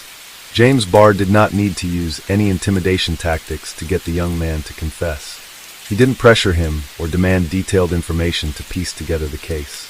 Donald voluntarily provided everything. The story that unfolded was almost unbelievable. It all began after Donald's first year of college. He wasn't doing well in his studies and decided to drop out due to poor grades. Initially, his classes were simple, just showing up at the right room, and time was enough for good grades. But as the semester progressed, it required more effort. According to Donald, he felt he didn't have the strength to continue his studies. Instead of telling the truth, he chose to lie to Mark and Joanna. His close relatives were not the only ones deceived. Even his girlfriend and her family were unaware of what was happening. Rachel Rush, his girlfriend's sister, said Donald maintained a routine that made it seem like he was attending classes. He left and returned home at regular times, spending most of his day in his room under the pretense of needing focus for assignments or tests. Donald even went as far as falsifying grade reports. This deception lasted for 4.5 years without anyone suspecting a thing. His family's faith in him remained unwavering as he pretended to be a student. Joanna and Mark had no idea that their son was misusing the money they provided to support him. Donald claimed he never meant to deceive his family for so long. But as days went by, speaking the truth just got harder and harder. The one thing that stopped him from being honest? The fear that Mark and Joanna would stop covering his expenses. Even though he acted like material things, a car and fancy clothes didn't matter much, the reality different. Losing his lifestyle was a big deal for him. Over several months, Donald thought he had the perfect plan to get away everything. From the start, he planned something drastic to take his parents' lives. He wanted to avoid suspicion by leaving a note, something similar to what was found on the dining table with the pistol. Donald believed that when authorities read it, they'd think it was written by a distressed woman stuck in an unhappy marriage who saw no other way but to take her husband's life and then her own. On May 25th, Donald told Captain Barr that he secretly took Joanna's pistol and kept it all day while pretending to prepare for his graduation. Part of his plan included creating an alibi by going to the supermarket so surveillance cameras would record him there. However, things didn't go as planned. He didn't expect his mother's gun to jam, just as he tried to pull the trigger aimed at her head. The conclusions and plans Donald revealed later baffled everyone who heard them. James Barr shared that Donald even confessed he had practiced the emotions he'd display on his face when authorities arrived at the scene. He also considered how he would finance his life after losing the stable income provided by Mark and decided to rely on the sympathy of his relatives for as long as. While they supported him, he planned to engage in sports to improve his physical condition. Ultimately, when left with no other options, he intended to enlist in the police or the army. Reflecting on the feasibility of his plan, Donald concluded it would be easier to kill his mother and stepfather than to confess that he had been deceiving them for almost 5 years. According to a legal document from the Supreme Court of West Virginia, published in April 2016, a month after his arrest in June 2013, Donald was charged with first-degree murder and attempted murder. Even before the trial commenced, Donald and his legal team sought ways to delay proceedings. A few weeks before the scheduled start of hearings, while already in solitary confinement, Donald underwent surgery on his right hand. His lawyers used this surgery as a pretext to request a delay in starting the process and arguing that during initial sessions, Donald would be under strong painkillers' influence. To decide on this matter, the court first required medical documents of the defendant. Eventually, the request was denied. The court observed that during preliminary hearings, Donald showed no signs of being significantly impaired by painkillers and thus deemed him competent to participate in the trial, approving its continuation. The trial took place in August 2014, more than a year following Mark's tragic death. The jury trial was presided over by Judge John A. Hutchinson, with David White serving as Donald's attorney and Christine Keller representing Raleigh County Prosecutor's Office. Mark's 2 sisters, accompanied by 1 niece, traveled over 15,000 kilometers from Australia to witness the trial of someone they had considered family for nearly 20 years. Although detailed information from witness testimonies or evidence presented is not available, and there is a lack of photos and videos, it is known that the defense intended to state in their opening arguments that Donald was under illegal drugs influence at the time of the crime. There is no evidence that this was ever referenced before or confirmed through any toxicological tests. Just a few days after the initial, specifically on August 14, 2014, Donald Dunn was found guilty of the first degree of his stepfather, Mark McDermott. He was also convicted of attempting to murder his mother, Joanna McDermott, and using a firearm in the commission of these crimes. On September 5th of the same year, Judge John Hutchinson sentenced Donald to life imprisonment without the possibility of parole for his stepfather's murder, and an additional 15 years for attempting to murder his mother. After the sentence was announced, Joanna read an emotional letter she had prepared for the court. In her statement, Donald's mother mentioned that something bad had happened at some point in her son's life, possibly after his grandparents' illness, or due to the pressure she applied for him to study at the university. She also suggested that frequent play of violent video games from a young age might have had an impact. Joanna expressed her disapproval of the public image created of her son, and made clear her disagreement with the harsh sentence handed down. Judge Hutchinson responded that Joanna's disapproval did not influence his decision. He stated that he believed the sentence imposed was necessary to restore justice in this unjust situation. The judge sympathized with Donald's mother, but maintained that shielding her son from the consequences of his actions could not be justified under these serious circumstances. After the verdict, Mark's sister and father expressed their continuing disbelief at how Donald could take the life of a man who had raised him as his own son for 19 years. Though they acknowledged that Mark would never be brought back by this verdict, they were grateful for the judgment rendered by Judge Hutchinson. In the early hours of July 7, 1985, 54-year-old Jane Anchor Hilton was found beaten and stabbed to death. She was discovered in a bedroom at her employer's house, a house she moved into only the previous day seeking refuge from a troubled marriage. Jane was discovered by two fellow housemates and her own daughter, Autumn. The murder made no sense, and the case dragged for 14 years, until two new detectives reopened the cold case in 1999. A misquote in an article led investigators to point the finger at Ricky Davis. Davis was eventually tried for the crime and convicted, all the while proclaiming his innocence. Determined not to give up, he sought help from the same justice system that put him behind bars. 15 years later, Davis was exonerated and the real killer found thanks to genetic genealogy testing and the determination of a group called the Innocence Project, who were determined to find the truth. Jane was a familiar face around El Dorado Hills, California. She was a columnist for Foothill Times. She often covered social events in and around town for the paper. Jane had 6 children whom she loved, and often wrote poetry to help inspire them daily. She'd been working toward getting her real estate license, and was married to Archie Hilton in 1984. However, by July 1985, their marriage started to fall apart. It was then she asked her employer, Wilma Klein, for assistance. Klein owned a fairly large home in El Dorado Hills. With her lived her daughter, Maureen Klein, and her boyfriend. Wilma's grandson, Ricky Davis, and his girlfriend, Connie Dahl, also occupied a room at the house. On July 6, 1985, Wilma welcomed Jane and her youngest daughter, 13-year-old Autumn Anchor, into her home. By all accounts, it was a full house. The first night of her new life would prove to be the night her life ended. At 3:30 a.m., Ricky Davis, then 20, and his girlfriend, 19-year-old Connie Dahl, returned from a party to find Autumn lingering about outside. She told them she was out late and afraid her mother was going to be angry. All three made their way into the house. There was blood in the hallway. It was silent as they reached the first room, belonging to Maureen, Ricky's mother. On the bed was the bloody body of Jane Hilton. She was not breathing. Maureen and her boyfriend had gone on a camping trip and were not home at the time. Ricky and Connie called 911. Paramedics and police arrived, but Jane was pronounced dead at the scene. She had suffered 29 stab wounds, was beaten and bitten on her shoulder. It was a senseless murder, and investigators began to interview those closest to Jane. Archie Hilton, Jane's estranged husband, was interviewed and provided detectives with a solid alibi and DNA. Archie had been the logical choice, as he and Jane had been going through a rough patch. He, however, said that the marriage was not over and that there was no trouble between them. He was cleared and all leaves went cold. Ricky Davis and Connie Dahl both told investigators they arrived home in the early morning hours and found Autumn waiting outside. When they entered the house, they found the hallway carpet bloody. The blood trail led them to the master bedroom, where they found Jane lying dead on the bloodied mattress. They speculated that an intruder may have been responsible for the murder. For 14 years, the case remained unsolved. The cold case reopened in 1999. El Dorado County Sheriff's detectives Richard Strasser and Rick Fitzgerald retest with the investigation. After poring over paperwork, they zoomed in on a news article.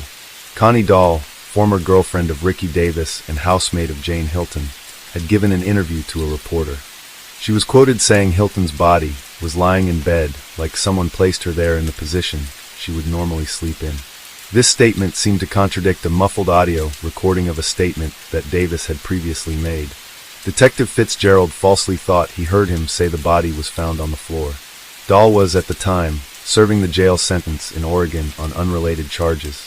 Detectives brought her in for an interview and began a 3-hour-long interrogation. Initially, Dahl stuck to her original story. Over the next 18 months, though, she would be interrogated 4 times. Detectives were found to have used techniques known to increase the chances of a false confession. Dahl was systematically forced into incriminating Davis and Jane's daughter Autumn in the murder. Dahl was threatened with the charge of murder. If she cooperated, though, she would be given a lenient sentence of manslaughter and serve only a year. Detectives Strasser and Fitzgerald told Dahl that DNA evidence was going to be used to trace the suspect. In truth, no DNA evidence was brought into the case during that period. In truth, testing had not been done on the DNA recovered from the scene.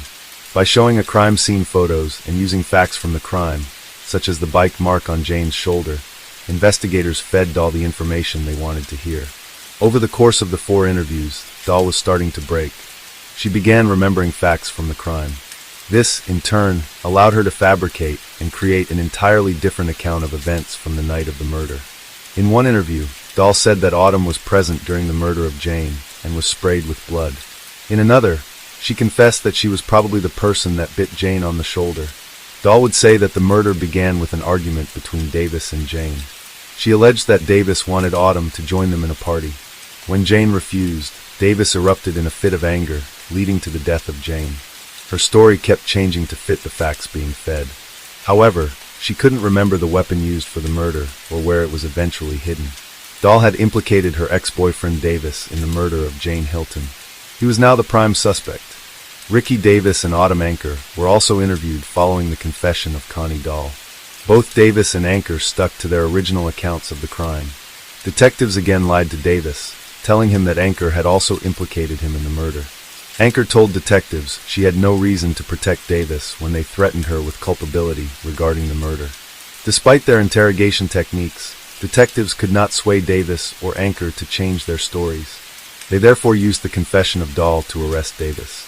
Dahl was offered a plea bargain to testify against Davis at his trial. Davis's first trial was declared a mistrial by jurors. His second in 2005 would eventually convict him. Dahl took the stand and testified against Davis. She told the court of how she struggled with Jane, and she herself accidentally bit the victim on the shoulder. She went on to say that she went outside as Davis continued the bloody assault on Hilton. Dahl said she could hear screaming, pleading and gurgling as Davis continued the brutal attack. Based entirely on the testimony of Dahl's account of events, Davis was sentenced to 16 years in prison for the second-degree murder of Jane Hilton. Dahl received a lesser charge of manslaughter and received a year-long sentence at the county jail. Dahl, though, would eventually die from a drug overdose in 2014. Meanwhile, Davis was not going down without a fight. He maintained his innocence and in 2006 made contact with the Northern California Innocence Project. He asked if they could help him prove that he was wrongly convicted. The NCP was founded in 2001 by Kathleen Rodolph and Linda Starr. The project began after legislation offered convicted inmates to seek DNA testing to prove their innocence. It's a non-profit clinical program of Sagittaria University's School of Law. After Davis made contact with the NCP in 2006, his case was put through a thorough re-examination. Cooperation between the NCP and the El Dorado County District Attorney's Office allowed for the DNA recovered from the crime scene to be retested post-conviction. Evidence from the crime scene included Hilton's neck gown and biological material found under her fingernails. The results revealed an unknown male DNA profile. DNA from Hilton's fingernails and neck gown were both found to be from the same source. Test results eliminated Davis, Dahl, and Anker. This proved Dahl's testimony was contradictory to the physical evidence and therefore had to have been fabricated. The DNA also proved Archie Hilton innocent. Unfortunately, he had passed away by the time results were released. The DNA profile file was entered into the FBI Combined Indexed DNA System, CODIS, but no matches were found. Although the evidence seemed to prove Davis's consistent claim of innocence correct, there were some hurdles that still needed to be jumped. The NCP successfully argued that had the DNA results been presented to the jury during Davis's trial, the outcome would be different. However, until January 2017, the California standard required that new evidence point unerringly to innocence. It was considered an almost unattainable standard. In 2015, a false confession expert, Richard Leo, reviewed transcripts of Dahl's interrogations. Leo concluded that the methods used by detectives during the interrogation of Dahl were designed to pressure and persuade Dahl to adopt an account that matched the detectives' pre-existing beliefs about how and why the murder of Jane Hilton occurred. In 2016, though, the NCIP co-sponsored Senate Bill 1134. This bill allowed wrongfully convicted inmates, like Davis, to prove that new evidence would likely have been compelling to a jury. NCIP attorney Melissa O'Connell filed a petition for a new trial based on the new DNA evidence testing. Championed by former California State Senator Marthelino, the bill was passed in January 2017, putting California's standard in line with that of 43 other states. In 2019, Superior Court Judge Kenneth Malakian vacated Davis's 2005 conviction and ordered a new trial. Initially set to start in fall of 2019, however, the judge announced the trial would take place in April 2020, citing the defense attorney's health as the catalyst for change in date. However, the fate of the trial was about to change once again. Advancements in DNA testing led to Davis becoming the first convicted person in California and the second in the United States to be exonerated for a crime. Genetic genealogy is a fairly new DNA testing concept. It involves taking DNA evidence from a crime scene and sending them to genetic companies. These companies then search family tree databases to find a potential match. In February 2020, DNA evidence matched to a man considered an unlikely suspect. El Dorado County Attorney Vern Pearson announced in February 2020 that a new suspect had been identified as the man linked to the DNA evidence found on Jane Hilton's body. Following the arrest, many people spoke to the media about the man they knew as Michael Green. Green was a longtime resident of Roseville, California.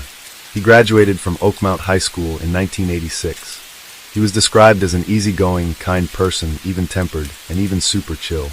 One classmate who wanted to remain anonymous could not understand why Green would go to El Dorado Hills and brutally murder a woman. According to reports, Green was 17 years old at the time of Hilton's murder. On the night of July 6, 1985, the victim's daughter Autumn met Green and two of his friends, Calvin and Stephen. They hung out together at the park when Autumn decided to go home and have a shower before returning. Allegedly, Autumn told her mother she was going to another friend's house for the evening. Instead, she returned to the park to join the boys. What happened next is pure speculation. Investigators believe that during this time, Green broke into the house and was confronted by Jane. In a struggle to get away, Green may have attacked her in a frenzy. Following the attack, Jane's body was discovered by Davis, Dahl, and Autumn when they returned home. Green had no criminal convictions either before or after the murder. It seems he'd led a normal life until DNA linked him to the gruesome crime. The other two boys who were with Green were tracked down shortly after his arrest. Calvin, unfortunately, had died some time ago. Stephen, however, was found and interviewed the day after the arrest. He was being treated as a witness and not a participant. Green was arrested on February 11, 2020. Since Green was a teenager at the time of the murder, he made his first appearance at the juvenile court on February 19, 2020. District Attorney Vern Pearson said that, procedurally, the court has to go through some steps on the juvenile side of it. Following this, Green was granted the transfer so that he could be tried as an adult. He waited 2.5 years before he would be tried in court. Green pleaded no contest on July 29, 2022.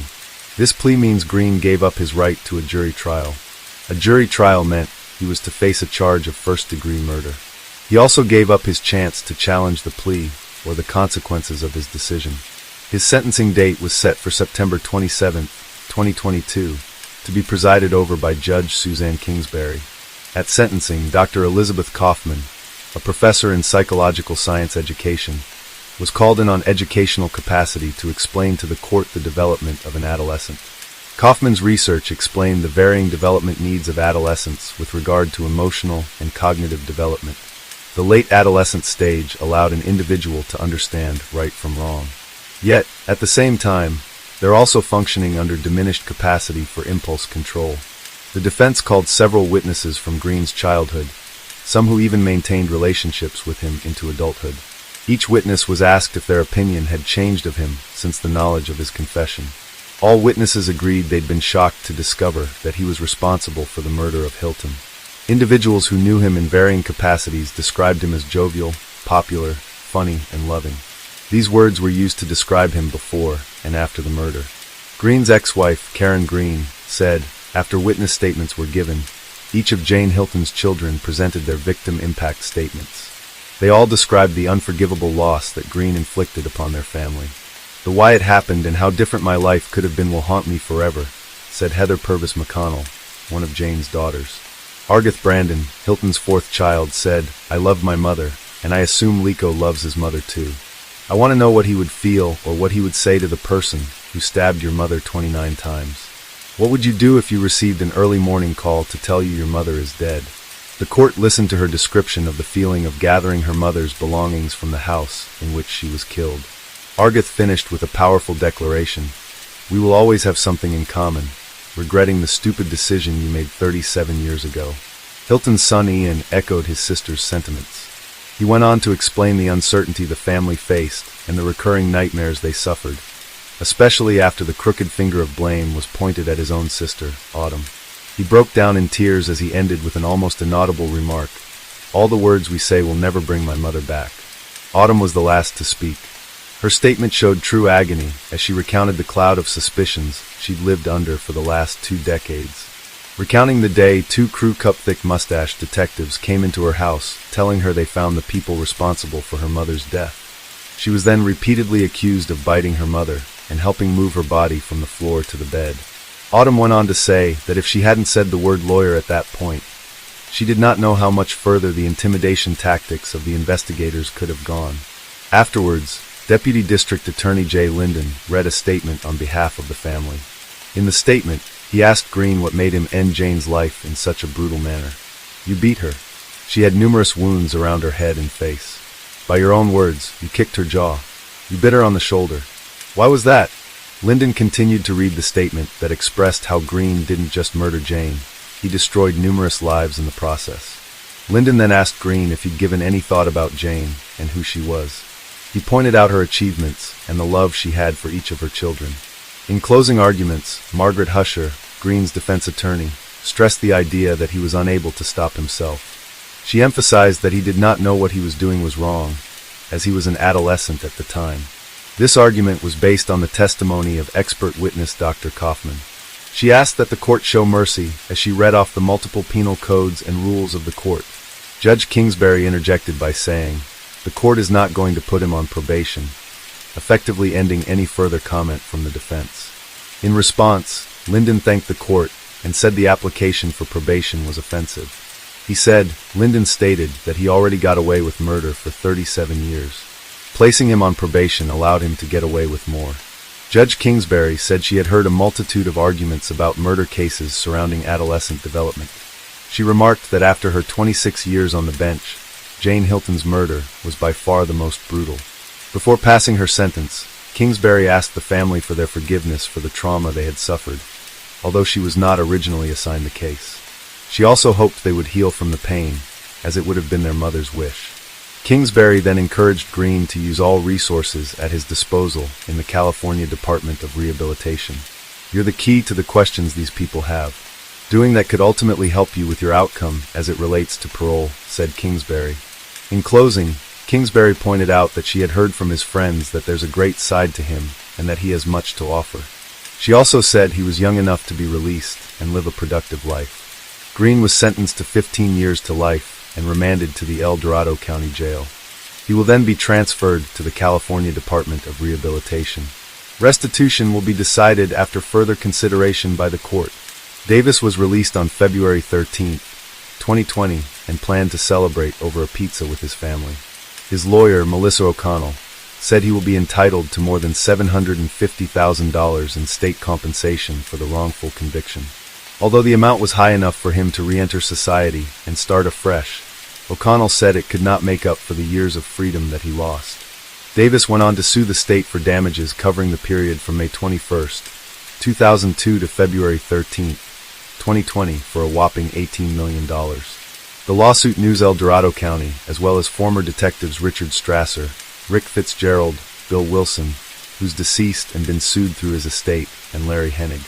Sheriff's Office pathologist Dr. Robert Anthony has also been included in the complaint. The Village Life newspaper reported that Davis was homeless after being released. The lawsuit is still pending as of 2022. In September 2022, California passed Assembly Bill 2644. This bill would, commencing January 1, 2024, prohibit law enforcement officers from employing threats, physical harm, deception, or psychological manipulative interrogation tactics as specified during a custodial interrogation of a person 17 years of age or younger.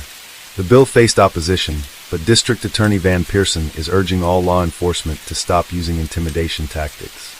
Pearson stated that 10 years ago, he would have viewed the methods used to get a confession differently. However, after seeing the true impact it can have, he believed there is room for change. This also comes after research points to deceptive tactics being used for years by law enforcement that will presume guilt and focus on getting a confession rather than getting the full story. The district attorney is implementing this new policy in his office and is urging other district attorneys to do the same. El Dorado County DA's office will now reject any case where the primary evidence is a confession obtained using threats, lies, or psychological manipulation interrogation tactics. These measures are to ensure that no one is ever again convicted based on a coerced false confession, like the case of Ricky Davis. Pearson personally apologized to all involved in the miscarriage of justice caused by the tactics used by then investigators into the brutal 1985 murder of Jane Hilton. After 37 years, the right man is finally facing justice. Yet the lives of so many were left broken by mistakes and false accusations. For Jane Hilton's family, hopefully they can now pick up the pieces after being divided over the innocence of their own sister, Autumn. Ricky Davis can never regain the liberty he lost. And Michael Green destroyed not only the lives of the victim's family and friends, but the lives that he touched in the years before and after the murder.